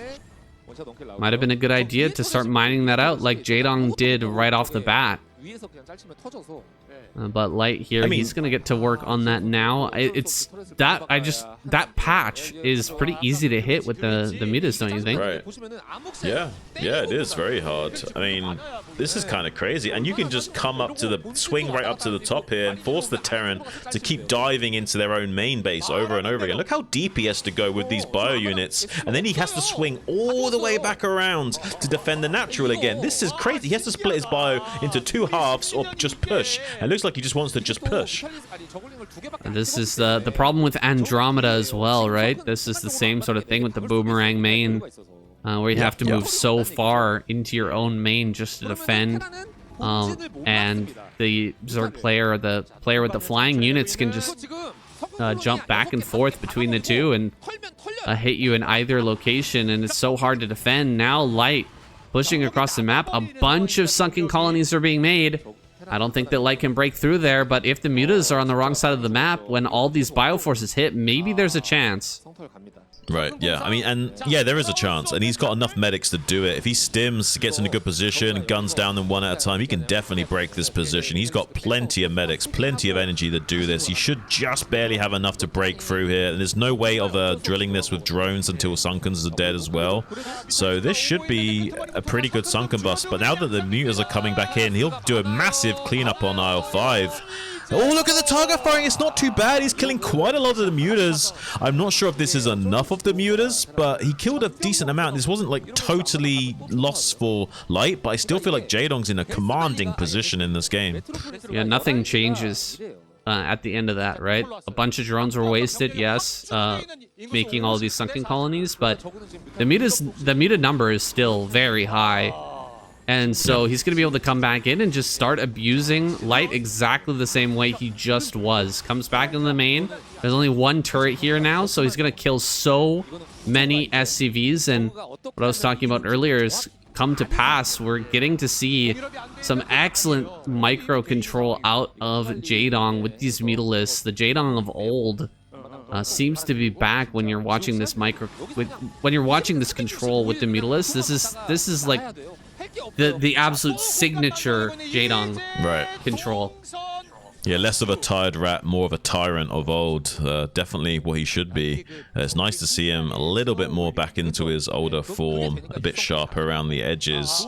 I would like to see more play like this from him. I'm still, like I said to you in the break, like this is like Schrodinger's Jaedong. I actually want to see the Jaedong to believe it. Okay, I'm not just going to take it on just your say-so, unfortunately, Sam. But so far, so good in this game, I have to say. If he can, I can see why they revived him. If he can somehow maintain this level of play, who knows? Maybe we see a crazy reverse sweep. Wouldn't that be something? That would be insane. We get the full squad of Terran, and then Light comes back with the revive at the end. That would be a great way to start the season. The chances of that, I think, are extremely high because it seems like this is the way that KCM generally tends to go. Yeah, I mean, the momentum and the morale seems to be such a factor in KCM. Like, it's definitely a different vibe and different flavor of games that you have in this tournament, in this series, and it can't be denied. There's a special kind of energy in the air, right? Absolutely. The SCV count is getting so low. 10 overall supply advantage here for Jaedong. He's re-droned a little bit over in this natural. He had to spend so many drones on those sunken colonies. Pretty low at that natural for quite a long time, but it's nothing. Wait, what is this? Coming in and just fighting with the mutas. That's not what you want to do at a time like this. This is kind of one of the ways that you could throw a game as Jaedong from such a nice position. He's killed so many SCVs. He's slowed down Light so much. If you throw away your mutas, though, things can change in a second. Right. Yeah, I mean, just one small bad engagement could be all it takes. Just a few too many mutas getting sniped off by those bio units. It's such a glass cannon matchup. It's just two glass cannons shooting at each other, and usually it's one shattering the other, but sometimes it can like quickly flip on its head, and suddenly you're the one that's being shattered. And that's why this matchup is so volatile, because the swings are just so crazy. It's like no limit hold'em poker. It's almost like Starcraft in its purest forms. It's kind of crazy. I think that's why people love this matchup so much as a viewer. Absolutely. Anything can happen, just like the KCM. Science Vessel is finally out. We're going to get that irradiate here soon. Waiting on some energy, and actually the upgrade is not quite yet complete. Lurkers are done though, and they're setting up in the natural and third. Jaedong looking so good. I don't know how you lose this game as Jaedong from a position like this, even if it's Light. I mean, do you think so? I don't want to count Light out. Because of what we saw in the previous games, like with Queen, I thought Queen had it in the bag as well, and Light just suddenly like made it look easy and forced so many interactions. He was playing almost like an AI, but so efficiently with a low APM. I don't know, man. Like, I don't know how these guys get this good at this game. I guess it just takes hundreds of thousands of hours. Something like that anyway. Some ridiculous amount of time has been spent by this man right here. Light has, like you said, so much experience playing this game for 20 plus years.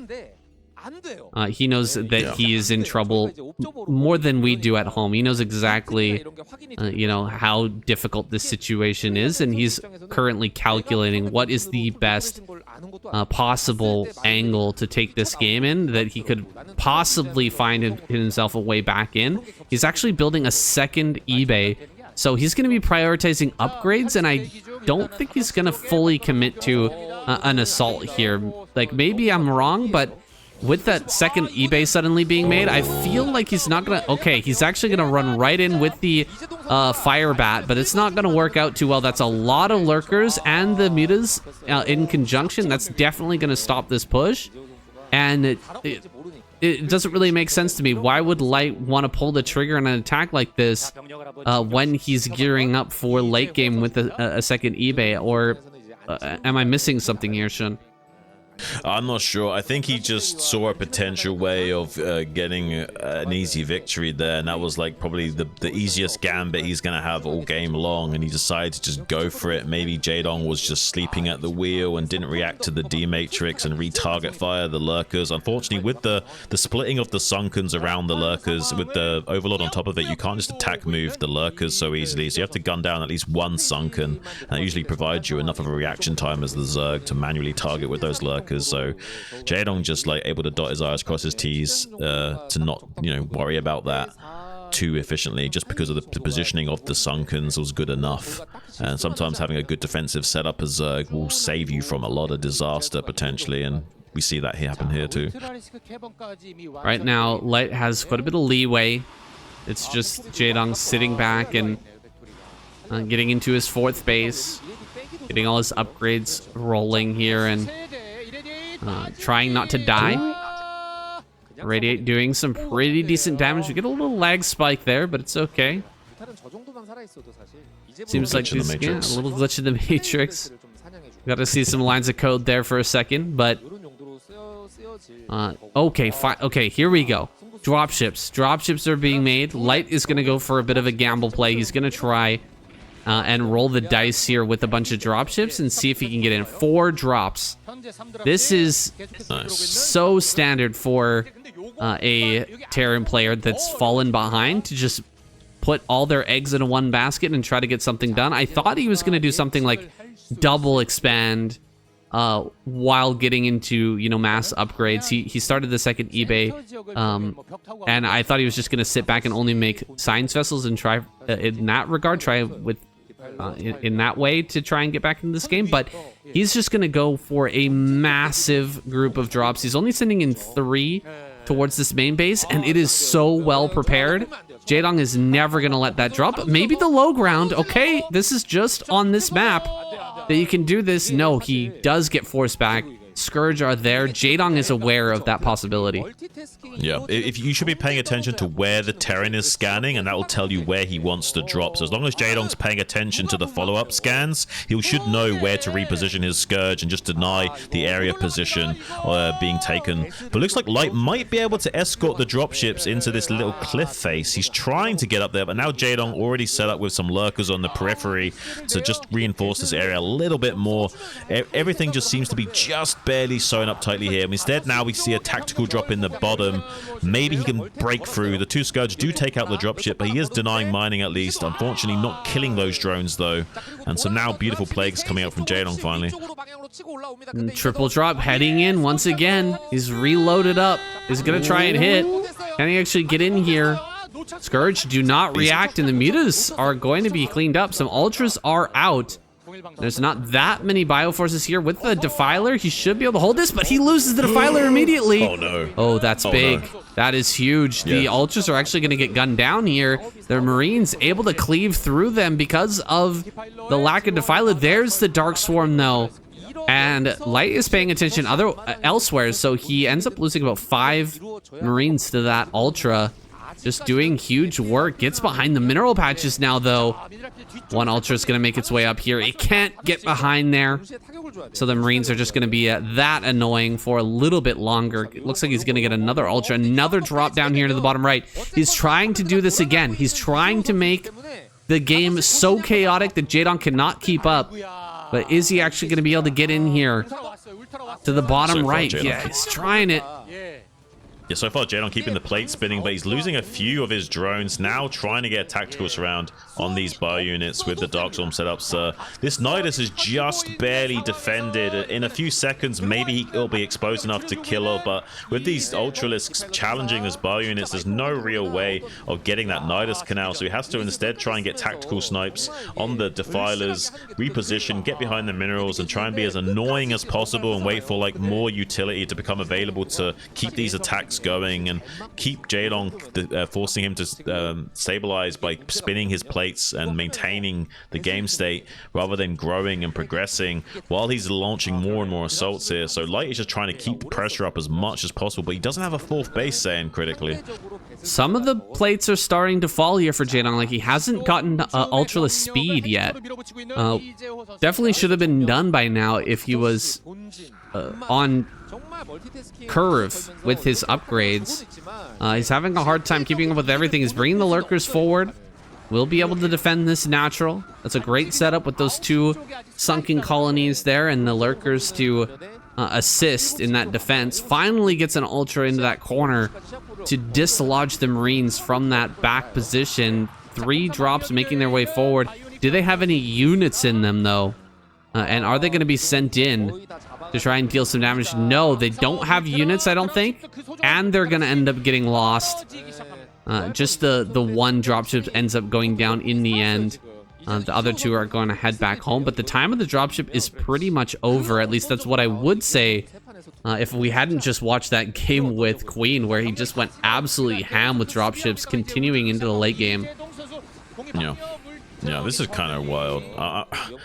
The only thing I'm worried about for Light is that he doesn't have a fourth base though, so there's not a lot of gas for him, so we can't exactly do like a massive transition into like lots of tanks or BCs. So if Queen starts to get a few good plagues going and gets enough of these ultra count out, there's not really a lot for Light to do about it. Like, eventually Queen will run away with the game with the amount of production and gas coming out here, and without a fourth gas online for Light, I don't see much of a transition from him besides like just 10 racks SK. Jaydong just holding on for such a long time. It's finally his opportunity to move out and start to put the pressure back onto Light. This army is not looking that big, and there's going to be another plague? No. Just a Dark Swarm there. It doesn't really help out too much. But he's making space for himself. He's starting to get over towards Light's side of the map. He's sending armies around the edges, the peripheries, to try and get in here and deal some damage. It's like these 2 ultras on the bottom side not going to really get anything done. Army moving from the center right. I think he's going to be sending a drone that direction so he can try to get a 5th gas online. Light has not yet taken a 4th base, and he doesn't have any aspirations to do so, it seems. He's sending 2 drops around the top side, it looks like. Maybe gonna be going in for the main again, but there's ultras everywhere. Drops are just not gonna cut it anymore. He sent them towards the middle of the map. Maybe gonna send them down towards bottom right, try to get something crazy going, but really, Jaydong is released. He is let free on the map now, and he is everywhere. Yeah, I mean, there's a lot of cows and not enough bruisers to deal with them. There's a lot more gas units able to be leveraged for Jaydong right now. And no gas expansion for Light. So he's just got 1 base worth of economy that he's trying to finish the game with SK Terran on. He's not able to do so, at least for the time being. Jaydong macroing away with these 4 gases might start to put the hurt on him in just a moment here, while getting this 6 o'clock base is being denied, but has got access to getting this 3 o'clock up as well. So if Light can't keep playing whack-a-mole with these bases all game long, then eventually Jaydong's going to overrun him. Pretty good surround here as well, using the radiated ultras as a double-edged sword, getting great splash damage onto those tightly knit Marines in close formations. Would be great if Jaydong at least built 1 Mutalisk to come in here and snipe all these 1 HP vessels, but has done a pretty good job of maintaining a low count on those vessels with his Scourge. Like this little hit squad from Jaydong. That's an anti-drop squad there. 1 ultra and a bunch of lings to just deal with any sort of drop that could come in, and there it is right now. Going to be making its way into that base and immediately gets shut down. 1 Marine gets out of that secondary dropship. So this is the reason why we don't see drops in the late game usually for Terran. It's just that there's too much stuff, and the ultras are too beefy for small groups of bio to fight. Gonna get over here to the center right with some fire bats, shut down the mining there for a moment. But Jaedong's definitely going to be getting that online, and I still don't see a fourth for Light. He's running out of steam in this game for sure. Yeah, maybe somehow that bat could have killed like all of those drones. That would be something, but unfortunately there's no real compensation here for Light. He's just falling further and further behind. He's trying to come in and get a tactical snipe on this 3 o'clock base with his main army right now. I think he might at least force all the drones out of here and maybe kill the... If he gets up top of the ramp, maybe blocking the ramp with the medics, he can make something work here. If he can block this ramp with medics and stop Jaedong from surrounding his army, he might get a tactical snipe on this hatchery. Wow, he is actually doing a great job of blocking this stuff coming up the ramp, but there's just so much. There's that one muta you were talking about, Shun. That one muta going to work kills a ton of these vessels. The rest of them, though, have been healed up or haven't been plagued, and so most of them will be able to retreat, but the fruit of the Terran has been plucked here.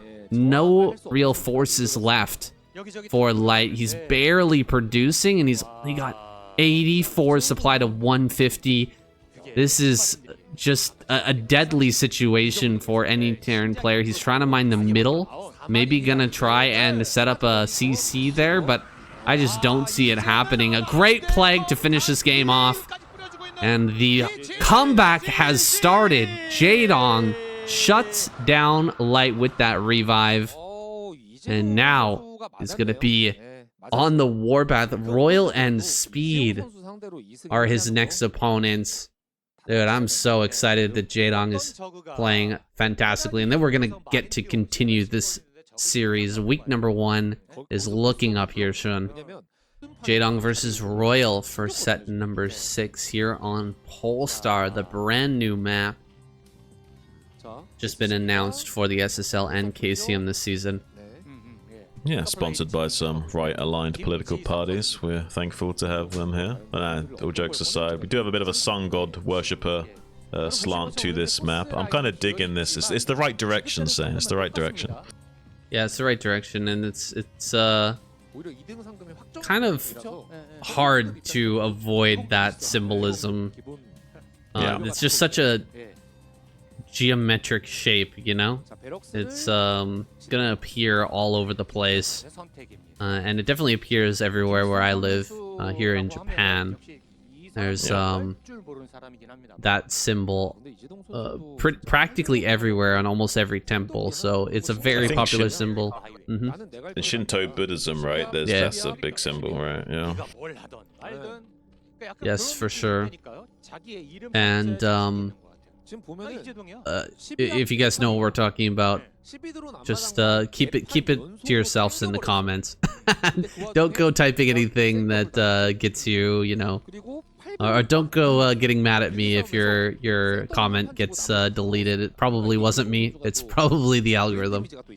Yeah, the algorithm, guys. Anyway, so do you think we're going to see craziness out of Jaedong in this series, or are we going to see more macro-based style from him? I actually wasn't paying attention about the timings of the gas here. Was that another 12-12-12? I'm not too sure. I was busy trying not to get canceled. Anyway, we've got Royal is definitely starting out with his normal wall in here, and it feels like kind of an interesting choice from the map makers that they decided to set up a wall, like a situation where you can't really wall on Deja Vu. Like they fixed the walling situation on Deja Vu, but then they allowed players to wall here on this map. Yeah. I think maybe this is a map you'd want to let them wall in, maybe. I mean, I'm not sure. I'm looking at the map, I can see why. I like this, actually. And this could be one of those maps that I would have to see how the late game plays out on it, though, because it's got the stacked mineral patches in the center. I don't know how much that affects the late game in this matchup. Maybe it doesn't even come into a play at all. I thought it was the last map that had the stack mineral patches. Maybe I'm wrong. No, it's this one, right? Is this one? Is it? No. Oh, no, my bad, guys. My bad. Yeah, this one has like the little umbrella, the techno umbrella in the middle. Yeah. I think that it might not be possible to put the barracks at the bottom. I'll have to go and check this, guys, in my maps video, whether you can place the barracks at the bottom with the 2 supply depots over, or if the map maker set it up so that you have to put the barracks at the top to at least have 1 gap in the wall. I'm not sure about that, but we'll have to check it out later. Yeah, I mean, this is like our early days viewing of these maps. I'm sure we'll become very familiar with them very quickly as the weeks progress. For sure. And the players are gonna get to know the ins and outs of these maps very quickly as well. Like, it took a while, actually, for players to figure out some of the previous seasons maps. For example, like Kickback, nobody really knew what that was going to play like until they saw Soul Key and the way he played in the actual SSL. So it takes some time for players to figure out the optimal way to play on these maps, and it looks like Jaedong wants to take the natural. So a lot of players this week have been taking the main bases instead, and playing like more of a defensive style from the high ground and pushing down onto low ground. But this is more of a modern approach, taking the natural and then like backing into a 4th base rather than pushing forward into a 4th. It kind of just allows you an easier access to a 4th base. You don't feel like you're forced to play defensively all game. It gives you a little bit more wiggle room in that mid to late game transition phase. And yeah, it's a modern style that I've always liked. I was doing that a long time ago, trying to convince everyone how good it was, and a lot of people call me crazy. So I'm personally feeling vindicated right now. We saw what kind of difficulties it can bring in the modern era to try and push onto that 4th base because of how good the Terran players are now at putting on pressure with Marines and science vessels in the mid game. We saw that with Saxory on Dominator when he was trying to push up onto the high ground. That's even worse. That's kind of the worst possible situation, is trying to push up onto high ground from a difficult spot there. It's just a kind of a nightmare, really, and avoiding that by just taking the natural, even though it's harder to defend initially, a lot of Zerg players are finding that to be much more beneficial. Ooh, look at this. Getting on top of some of the Marines as well. Not quite getting all the kills that he would like to, though. Just a few of those going down. Almost got an additional 2 there because of no medic support.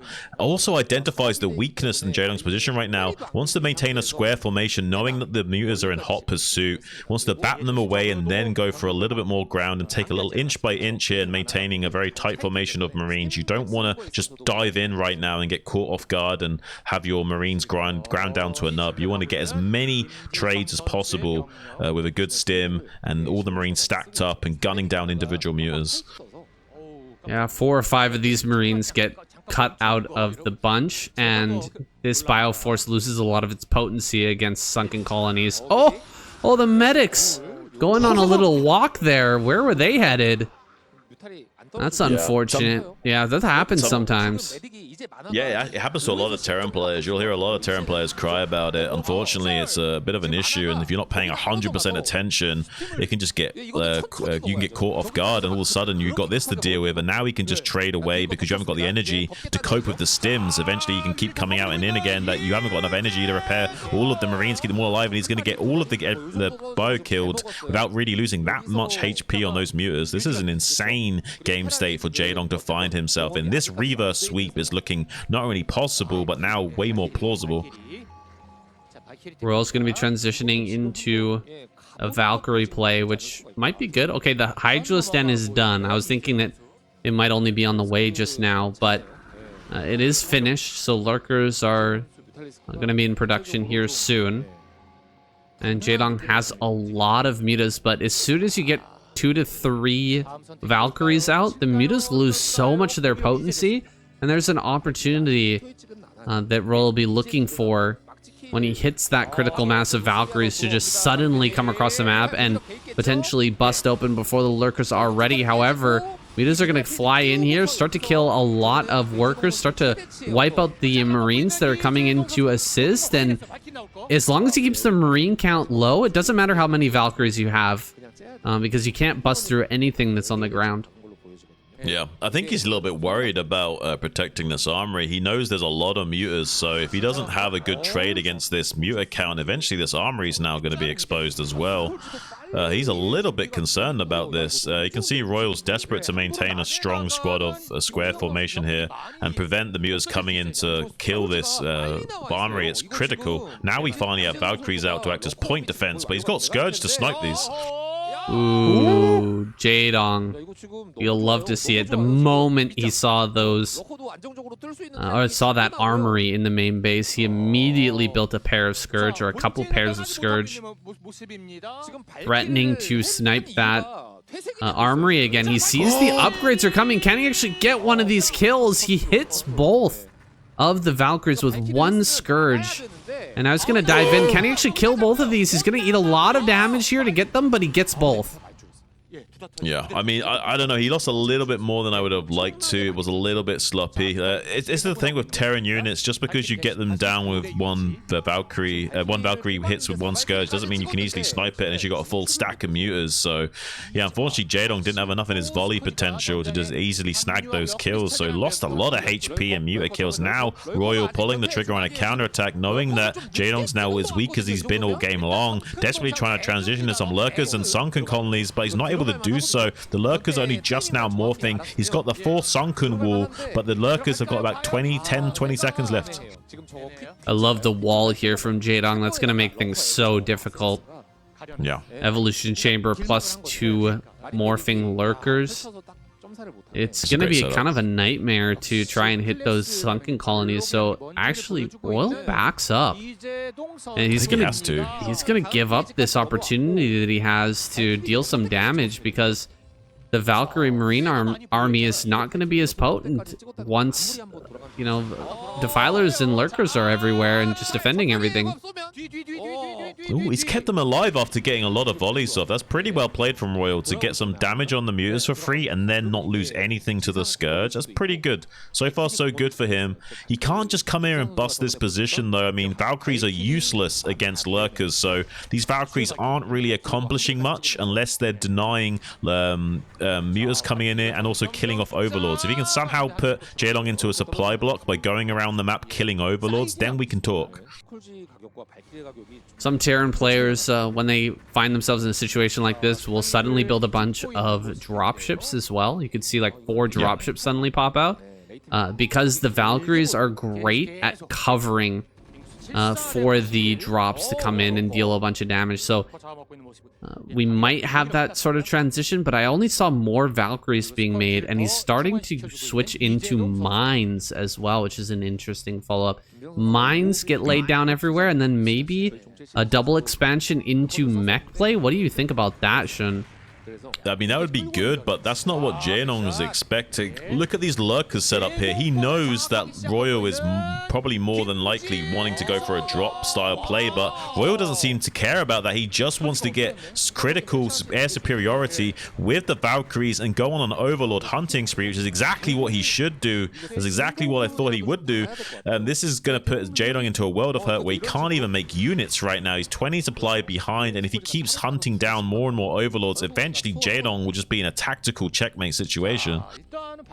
Well, one thing about Jaedong's position is he can still just build that 4th base, and he can continue to mine gas. That bank isn't going anywhere. It's going to continue to grow.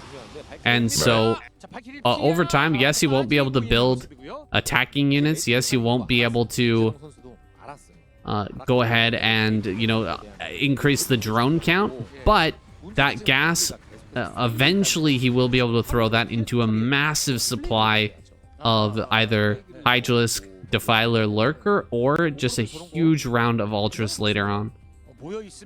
Yeah, I mean, honestly, like Jaden's done a pretty good job of making a massive round of overlords where he can now start to produce again. It hasn't been as crippling as I thought it may have been. Jaden's done a great job of hiding these overlords here that are now finally been spotted. It's a little bit annoying if they do get caught now, because I think that just might barely supply block him again. Oh yeah, this is super annoying. Defilers are out though. Defilers are ready. We're gonna have consume here in a moment.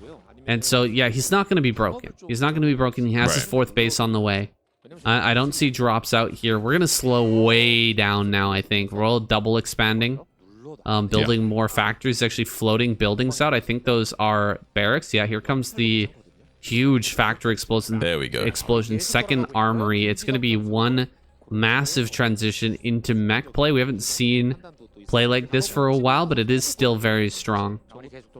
Yeah, no, this is exactly what he needed to do. He's done a great job of keeping Jaedong on the back foot and bought himself plenty of breathing room to actually do the transition. Like, you don't just do the transition usually. You gotta apply so much pressure that they can't do anything about you transitioning. You know what I mean? Right. For sure. And just getting the mines out is not enough. Just having, you know, a hiccup in your opponent's economy and then getting the mines in front, that's going to really slow them down to where you can get this tank number up high enough to hold those 4 bases that he's just taking now. Yeah, the only real way the Zerg can win from this game state is by keeping the game scrappy and chaotic, and you're preventing a chaotic game from even taking place. You're controlling the game state, and you're also slowing the game down now a lot. So this is a perfect opportunity from Royal to explode in the late game phase. Not a lot of mutas out right yet. Mutas can be an amazing solution to the mines. If you build like 4 or 5 mutas and then you have overlord speed, you could just fly them around and start to kill mines off everywhere. But again, we've still got Valkyries out here somewhere. This is hilarious. Wow, that's the Fellowship of the Ring right now. I thought he was going to get that mine all the way to Mordor. Almost. He almost made it down into the bottom left-hand corner at least. Maybe not all the way to Mordor, but trading out just a few lings for some mines. I mean, you can probably do a better job, but getting rid of those before the ultras come out is the main goal.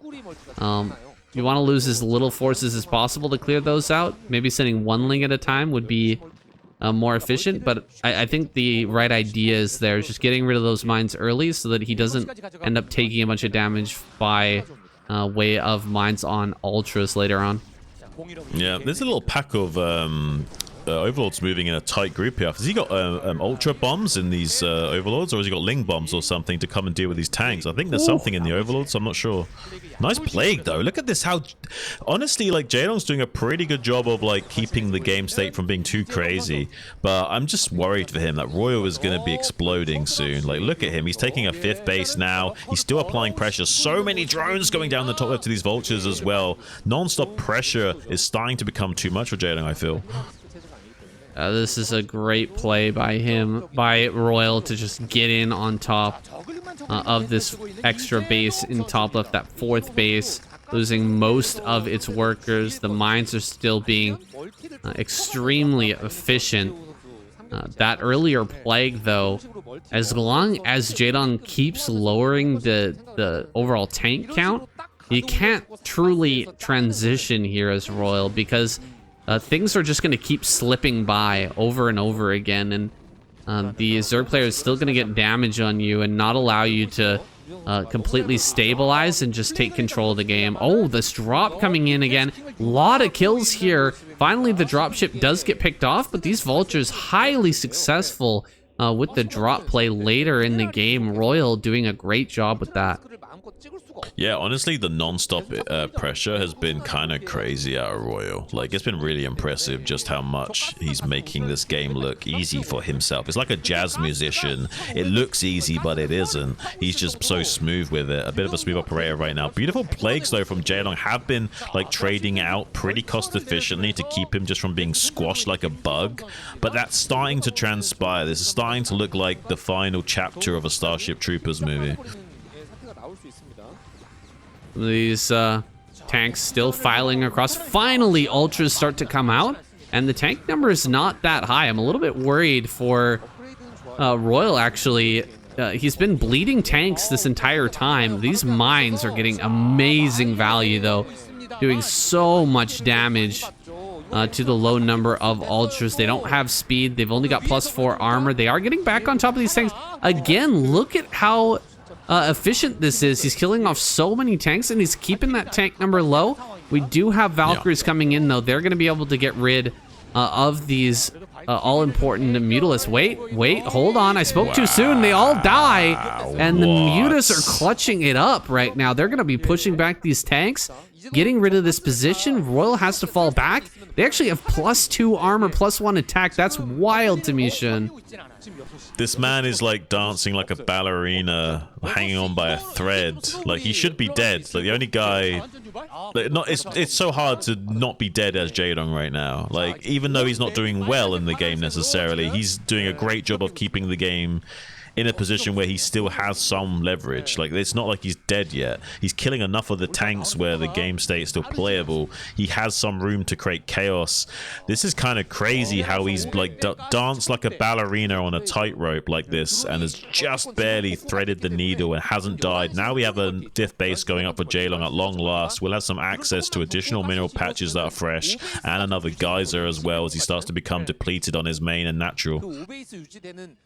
This is some of the most plagues I've seen on tanks in the game. It just goes to show how aggressive Royal's been, always attacking with these tanks and moving forward with small groups, that he keeps losing them over and over again to plagues and lings and small numbers of ultras, keeping it scrappy so far. But Royal is starting to fall back and really spread his tanks out, controlling this middle with mines and tanks, and doing exactly what he should do if he wants to try and win this game now. This is crazy. I mean, I'm loving this progression from Royal, though. Coming in with the vultures like this, just annihilating the lurkers and then denying the mining on these patches. He knows this is a really precious base to Jaedong, so assaulting this position with some cheap mineral units is absolutely fantastic right now. These vultures are just like, 75 minerals a piece. There's no gas invested in this at all, and the mines are killing ultras, which do cost gas. The amount of efficiency of Royal right now is off the scale, yet he's still not able to finish the job and kill Jaedong, which is a testament to how Jaedong's playing so well in this game. Jaedong has just been continuing to build upgrades on these mutas the whole game, and he's going to send a big group of mutas down towards bottom left, where there's only a couple of turrets and mostly tanks defending this position. Maybe he can get in here and kill a few of these tanks before the Goliaths come up to assist. They've got +2 now on the Goliaths, but these mutas are still going to hang in there with their +2 carapace, killing off every tank at this space. And now he can get to work on these SCVs. Jaedong making this game scrappy once again, killing off more units. He's actually ahead in supply now, Shun. He's giving like a master class in how to keep the game scrappy in a mech transition game state. This is like what you guys should study in both how to deal with this and how to execute this, because this is exactly what you need to do to disrupt the Terran and be as annoying as possible right now, using such a few tools to such devastating efficiency. Both players are playing kind of out of their mind right now. One problem I see with Jaedong's play, though, is the 5th gas has not been taken. He brought those drones back to mine after getting ravaged by the vultures, but he still hasn't taken that gas. And he's got plenty of minerals here, but he's really running low. 22 minutes in, he should have that gas running, and he should have the gas at 12 o'clock running here very soon, but he's pouring down ultras and lings. Can he get a reasonable, efficient trade against some of these tanks, or will he just get wiped out? He's actually doing quite well so far, getting on top of these 3 tanks on the left-hand side, while these unsieged tanks just take straight up fights against lings and ultras. That's usually a pretty good trade for the lings and ultras, and the army's getting reduced here quite a bit, but Royal is pulling ahead in supply overall. Yeah, Jaedong though still missing out on one of those gases. Has taken the 12 o'clock, but not this natural third in the top left. So he's still missing out on another 300 gas per minute. Has increased it by the same amount though. If he does start mining this gas with 3 drones, will increase enough to like start to keep the pressure out and keep pushing Royal back. He's done a great job of killing so many tanks, but now he's having to let go of the gas pedal because he's run out of steam. He doesn't have these 2 gases online yet. Finally, we see the gas guys are going up at that natural third in the top left. So we'll have another 600 gas coming in each minute once those are fully operational at the very least. Oh, that's good to see. I was getting a bit worried there, Jaedong not mining that gas for so long, but wow, this army is not that big. There's a lot of ultras coming down. Nothing is sieged. What is happening? Huge plague on a ton of these tanks. Pushing everything back here. A secondary follow-up plague. Oh my goodness, the efficiency here, Shun. You were talking earlier about mines versus those ultras, but plague on all of these tanks is insane value.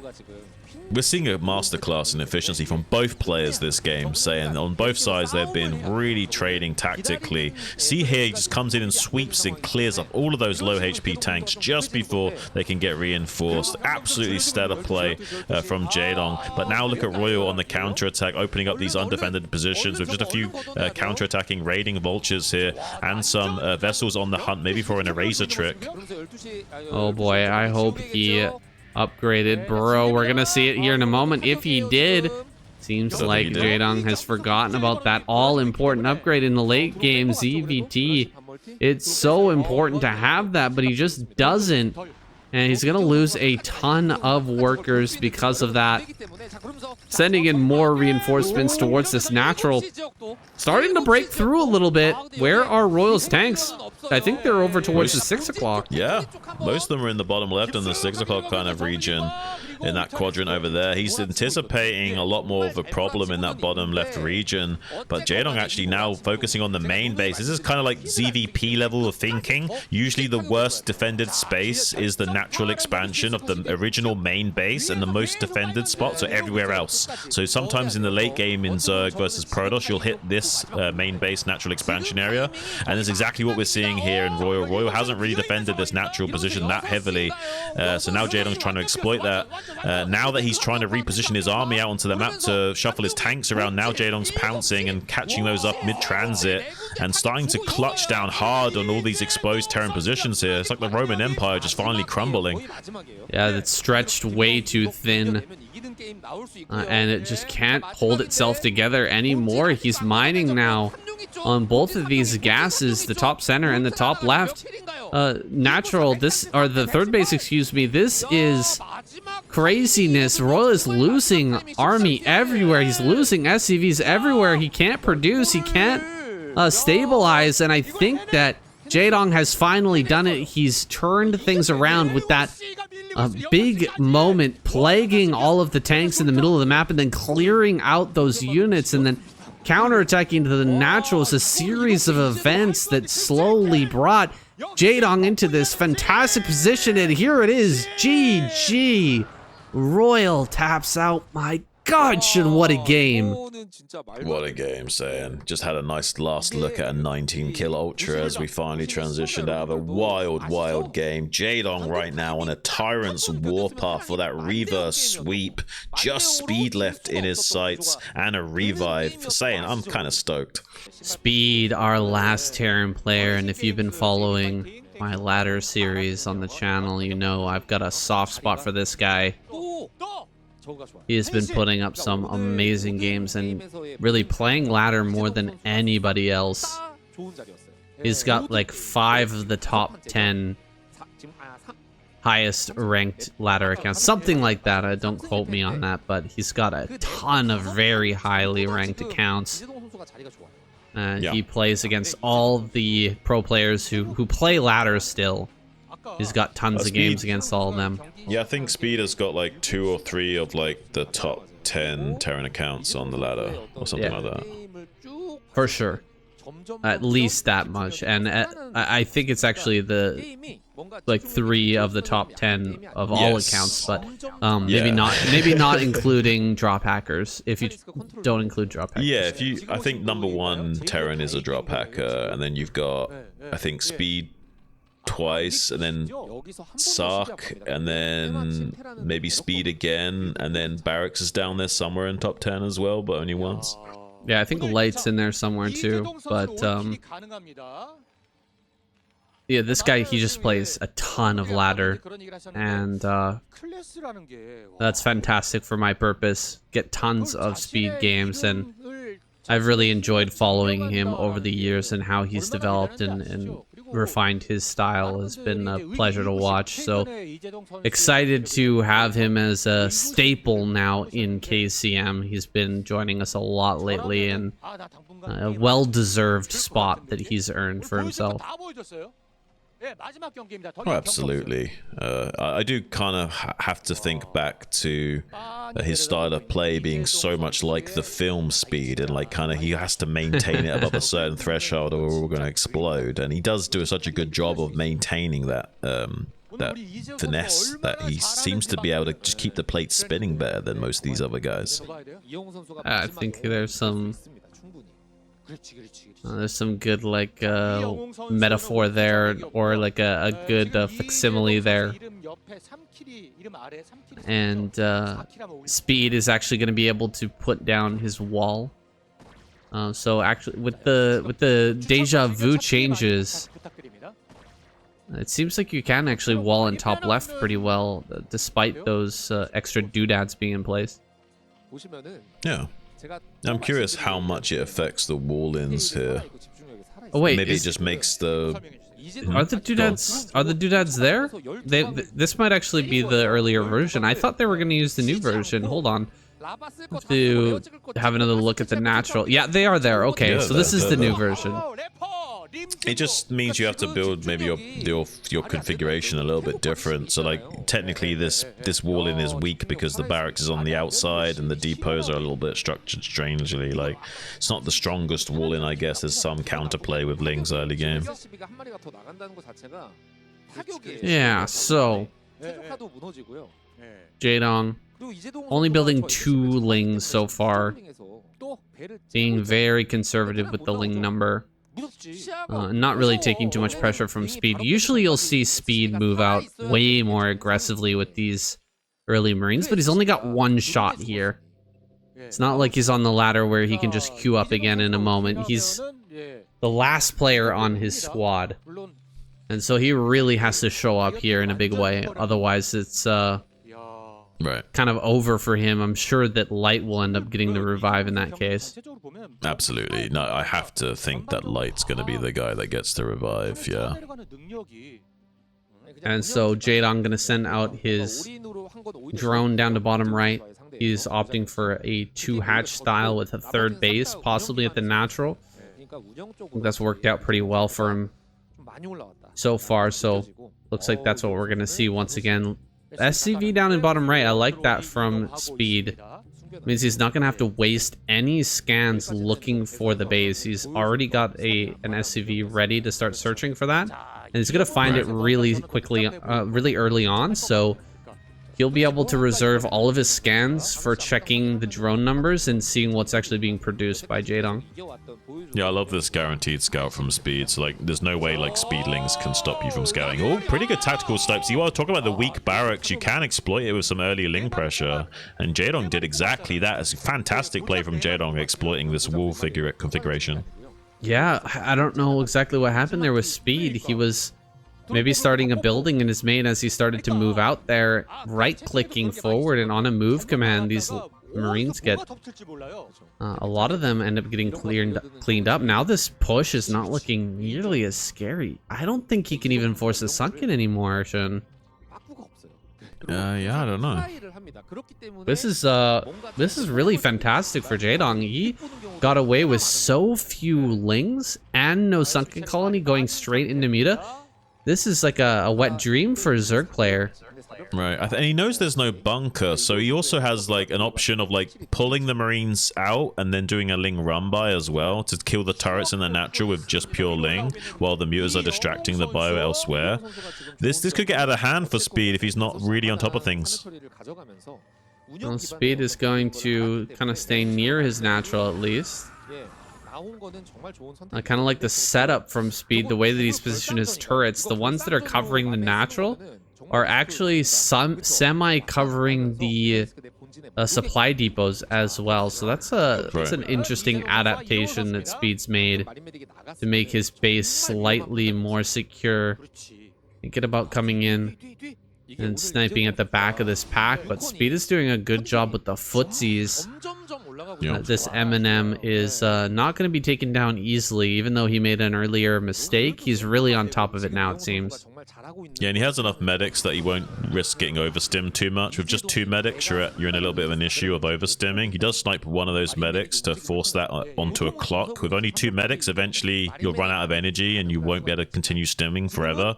So they will whittle you down to a nub. But with 3, you're kind of like can maintain that. Did a good job of maintaining that for a long time, but now eventually he will lose this bioforce. Does target fire some of these mutas down. I think he's gonna get 3. Yeah, he gets 3 kills in total. It's not too bad of a compensation, but pretty clean from Jaedong overall. I love to take out one of these early game Marine forces out on the map. It just gives you so much breathing room as a Zerg player. Alternatively, as a Terran, it's like you've just lost your eyes out on the map. You've lost your pressure, and now you gotta start. Yeah, you gotta start building more turrets back at home as a result, because there's an opportunity for the Zerg to just start flying in and dealing damage to you in your main. Without that pressure, you can't force the Mutalisk back any longer. Yeah, and look at this micro from Jaedong. He's shaving off quite a few of these bar units, slowly but surely, like a barber. Definitely doesn't want to get a military style haircut by the end of this game. Needs to maintain a healthy count of bio. Look at this though, Jaedong, as soon as he comes in with a reinforcing amount of bio, he shaves off all of the bio that came in and kills 1 medic and then backs out, and he puts him back to the same game state. And if anything, it's a better game state because he has even more mutas, because he's actually producing quite a lot of these mutas right now. Oh my goodness, these shots are so good from Jaedong. He's killing huge amounts of Marines with every hit, and he's pulling out injured mutas and keeping them in reserve as he resupplies with fresh ones. This is getting kind of scary for Speed. If he gets pushed all the way back into his natural and loses all of these bio forces, we could see 4 or 5 lurkers come across the map and just set up in this natural, and that gets like that becomes a very sticky situation for the Terran. Yeah, and those 2 turrets are nothing without bio support, so if he actually kills the bio force, these turrets are not that useful anymore, and he can just get like a bigger control group of mutas and then start to pick apart these turret positions as well. You can't really kill 2 turrets with 8, but once you got like 10, 11 mutas, you can just come in here and just wipe out these turret formations. Oh, this is exactly what I was talking about. Jaedong sending the Hydra straight across the map. He's gonna build the lurkers right out in front and start to contain the Terran player immediately. He's already got his hive on the way, so he's gonna put Speed on a very tight clock where he has to break out. Even though he doesn't have the tech to break out, he'll have to break out, or there will be a defiler in his natural and the game will end. So this is just fantastic for Jaedong. He's done such a good job with the mutas that his entire game is so much simpler from here. Yeah, you see how aggressive Speed's being. If he lets lurkers contain him, he's just dead. So if 4 lurkers contain him, there's just no way he'll have enough irradiates or tanks to break out. So he wants to keep a forward position of bio to force the contain to be further back, so it's not as, restricting. So it's really important that Speed maintains a forward presence, even though it looks a little bit suicidal right now. That's a lot of lurkers, Shun. Pilot Mound is almost done. I think he's done for, man. A drop is going to be coming out. Oh my goodness, this drop is easily going to get spotted, by the way. Jaedong once again has the observers, the overlords, excuse me, in the perfect spot to spot this, and this bioforce moving around the side is just going to get wiped out by the mutas. Easy cleanup there. Maybe he can take this opportunity to fly out with the dropships, but he's probably going to get caught in the transition, man. He sees it immediately. Where are the mutas? The mutas are actually over here helping to clean up, so they will not be ready to assist. But the Scourge are coming. Scourge are coming. Can he actually catch They're gonna make it. They're gonna make it. They're gonna make it. They're gonna make it in time. Wait, the Scourge! He didn't pay attention. He didn't pay attention. Wasn't paying attention. He didn't click on it. Oh my gosh, he didn't get the kill before the unload, so all the Marines are gonna get out here. He targets down the one lurker, but it looks like he'll just barely be able to clean this. These extra Scourge pop out. This dropship's gonna go down. These are just pure Marines here. They're getting a few extra kills, but this is a great cleanup for Jaedong. It's a great cleanup, but honestly, there should be no damage at all. Like, he should have at least killed one of those dropships and denied this from ever occurring. So, actually, Speed got some compensation for being in a really terrible game state. He's still not out of the woods. He's still in, like, a very low win percentage of taking this game. Although, he's still alive. Like, getting any compensation there was more than I expected he would do. Yeah, I was expecting these mutas to just find those dropships and kill it immediately, but he created a distraction. Oh, and he gets the vessel. Jaedong. Looking so good, my friend. Looking so damn good at this point. Jaedong has not taken his fourth yet. He's gonna spot this dropship coming in. Let's see his reaction. He doesn't have Scourge ready for this. I don't see his screen moving in this direction, dude. He is not paying attention to this. He's actually paying attention to a bunch of these Marines that are coming in towards this natural. He throws down Dark Swarm. Does he have Dark Swarm? He does, but is he going to get it down in time? Uh-oh, he's paying attention to the bottom left natural. He's going to lose the Nidus Canal. He loses the Nidus Canal. Bunch of Marines are going to get up in the main. There's tons of... oh, God. There's tons of lurkers in bottom right. There's tons of lings in bottom right, but there's nothing in the main base. Is right. Things are going very bad for Jaedong now. This is really falling apart quickly. Yeah, for the first time ever, Lee Jaedong looking a little bit vulnerable right now. The vulnerable underbelly has been exposed. Speed trying to quickly capitalize on that. Not finding all the drone kills just yet. Taking the spawning pull out as a bit of compensation. Will deny some of those lings being produced. And that's very frustrating for Jaedong, not being able to produce lings at this critical moment in the game, relying purely on lurkers and defilers alone. You don't have enough like buffer and fodder to kind of keep the Terran units where you want them to be. Sometimes they can just start to do run-bys and dematrixes and cause all kinds of nightmares for you. Ooh, Razor trick. Razor trick. That's kind of a risky play, but it's going to pay off because there's no burrow here for Jaedong. Jaedong going to lose so many drones, man. This is crazy amount of drone damage. There's no Nidus here yet either. That Nidus is just now going to be connected. The Ultralisk Cavern comes up, but he's been completely thrown off. Jaedong so far on his back foot. Yeah, falling backwards off the stage. He is losing control. Speed is just moments away from closing this. If he can just get in with another one of these drops and make a little bit more chaos here while Jaedong is trying to recover, it should be a quick win for our Terran player. I mean, I really do want to see a reverse sweep from Jaedong, but it's looking... I mean, I don't know. Like, I would love to see Jaedong go all the way and just demolish these guys, but Speed is doing a pretty good job of doing a little ring around the rosy right now and playing keep away. And I mean, this is pretty good from Jaedong. There's not really a lot transpiring down here. If he can somehow get this fourth gas online, actually Speed's not looking too hard anymore. Jaedong just needs to stabilize, get this fourth gas online, because his hatchery hasn't been sniped critically, and he hasn't really lost like anything like in terms of tech, like an Ultra Cavern or like a Defiler Mound or a Spire. That's really going to hurt him too much here. But losing these drones to an Eraser is going to be really punishing. Oh no, the Razor trick plus the drop. This is what I was talking about. Another drop getting in is all he needed.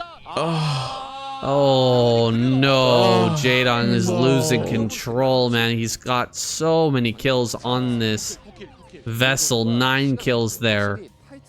Wow, man. And that's crazy. I mean, how many drones are even left? What is left here? There's almost nothing at any of these bases. Look at his income. Speed is like playing as if the Spire got sniped, even though the Spire didn't get sniped. He's just playing out of his mind. It doesn't even matter that there's Scourge. It's crazy right now how Speed's able to do this. Like, he's making it look easy. There should be Scourge everywhere. There should be defenses for contingencies like this, like the player just throwing in vessels to try and get Eraser Tricks going. That shouldn't be possible, but yeah, it's so true. He's just on the back foot too far. He can't get his balance, and adding on Scourge has been too far at the back of his mind for too long. Jaedong is trying to pump out drones, but he can't spend any of his, like, he's only mining minerals now and making drones. That's all he can do. Yeah, it's not optimal. He's still he's stuck in the mode of surviving. He's never thriving. This is the problem. He's never actually getting into a good game state. He's always on the back foot. Now he's losing these lurkers too. Beautiful target firing from Speed. This is a great lurker bust attempt from him. He's going to kill so many additional drones. Some Scourge coming to clean up some of these vessels, but it doesn't matter. The damage is done. Also probably getting the snipe on this Ultralisk Cavern as well. If he gets the hatchery, that's wild. That's game ending if he gets the hatchery down here as well. There's no way that Jaedong can re-secure this, and he's losing more drones to this Eraser Trick. I think that might be it. I think he's gonna have to tap out, saying that is critical damage now. A beautiful game here from Speed, doing exactly what we credited him for at the beginning of this cast, cranking up the pressure, keeping the pedal to the metal, and just never letting off the gas. Speed has pushed Jaedong to the absolute limits, and now Jaedong's sitting here with 50 supply. He's below that critical amount where you can actually hold on forever as a Zerg player. He is eventually going to be broken here as he tries to re-drone. More drops are coming out. His loss is natural. He can't even make his gas at his 4th base. Yeah. And I don't think he should even be mining it right now because he's already got 800 gas and he just can't build drones. I think Speed's favorite band is Spinal Tap, because he always turns it up to 11 saying GG, finally called. Big respect from Jaedong, noticing just how well Speed played in there, GGing him twice. I mean, phenomenal stuff from Speed. The man is an absolute crazy powerhouse of a player. It's no wonder he's got 3 or so accounts at the top 10 ladder. That's Terran. Well, not exactly the ending that we were hoping for, but it was amazing to see Speed playing like the machine that we know him to be. We didn't get that last revive, but we still got a great series here, despite the Protoss squad roaching out. They're going to start this season with 0 points on the board. Terran going to grab those 2 points, Zerg with 1, starting us off a little bit kind of similar to the last season, right? We need to add like one more line to that P so it become an R for Roach saying, just pointing that out there. Oh, we can do that. I got my editing skills together. We can go ahead and add that. Well, maybe we will if they don't show up for week number 2 as well. This is supposed to be a race battle. Where are the Protoss players? I mean, like we said last season, week 8. Go back and watch week 8. They won with the B squad. Where are the B squad players? Are they on a date right now? Man. Are they at the club? Are they driving their Bugattis? I mean, what's happening? Yeah, the games were played the day before Valentine's Day, so you can't tell me their girlfriends are that much of a 10. You know what I'm saying? Like, it's not even on Valentine's Day they're playing. And this is their job, after all. You got to get out here and make some money. It's not like they're doing this for free, guys. They can make money here for sure. And Terran players are taking the prizes here. Man, they're making the memes seem too real to me. Like, now I actually have this image of these like Chad Protoss players that don't even put in the work, you know? I've got this image in my head now. I can't get rid of it. It's a little bit too close to reality. Reality is sometimes stranger than fiction. Guys, this is the end of KCM week 1. I hope you guys have enjoyed it. I'm very excited about all the announcements at the beginning of the video. There's so much good stuff going on right now. This is just the beginning, guys. Things are only going to get better from here. And we're what a time to be alive, Sam. We're going to be here right along with you guys to watch all the great moments of StarCraft. I couldn't be happier, Shun. I couldn't be happier either, saying it's a dream come true, quite literally, not just figuratively. I'm sure Saiyan probably feels similar to that. It'd be hard not to be super stoked about this. If it seems like we've been calm and chill and cavalier about things, it's just because we're quite stoic and able to keep it down. But I'm sure I speak for us both when we're super excited about this. Absolutely. We've been keeping it under wraps for quite some time, so we've kind of gotten used to it. But the excitement is definitely there, guys. We feel it. We feel it with you. And we're here for you. We're going to see you guys in the next week of KCM. Thanks for joining us. See you there. Thanks, guys.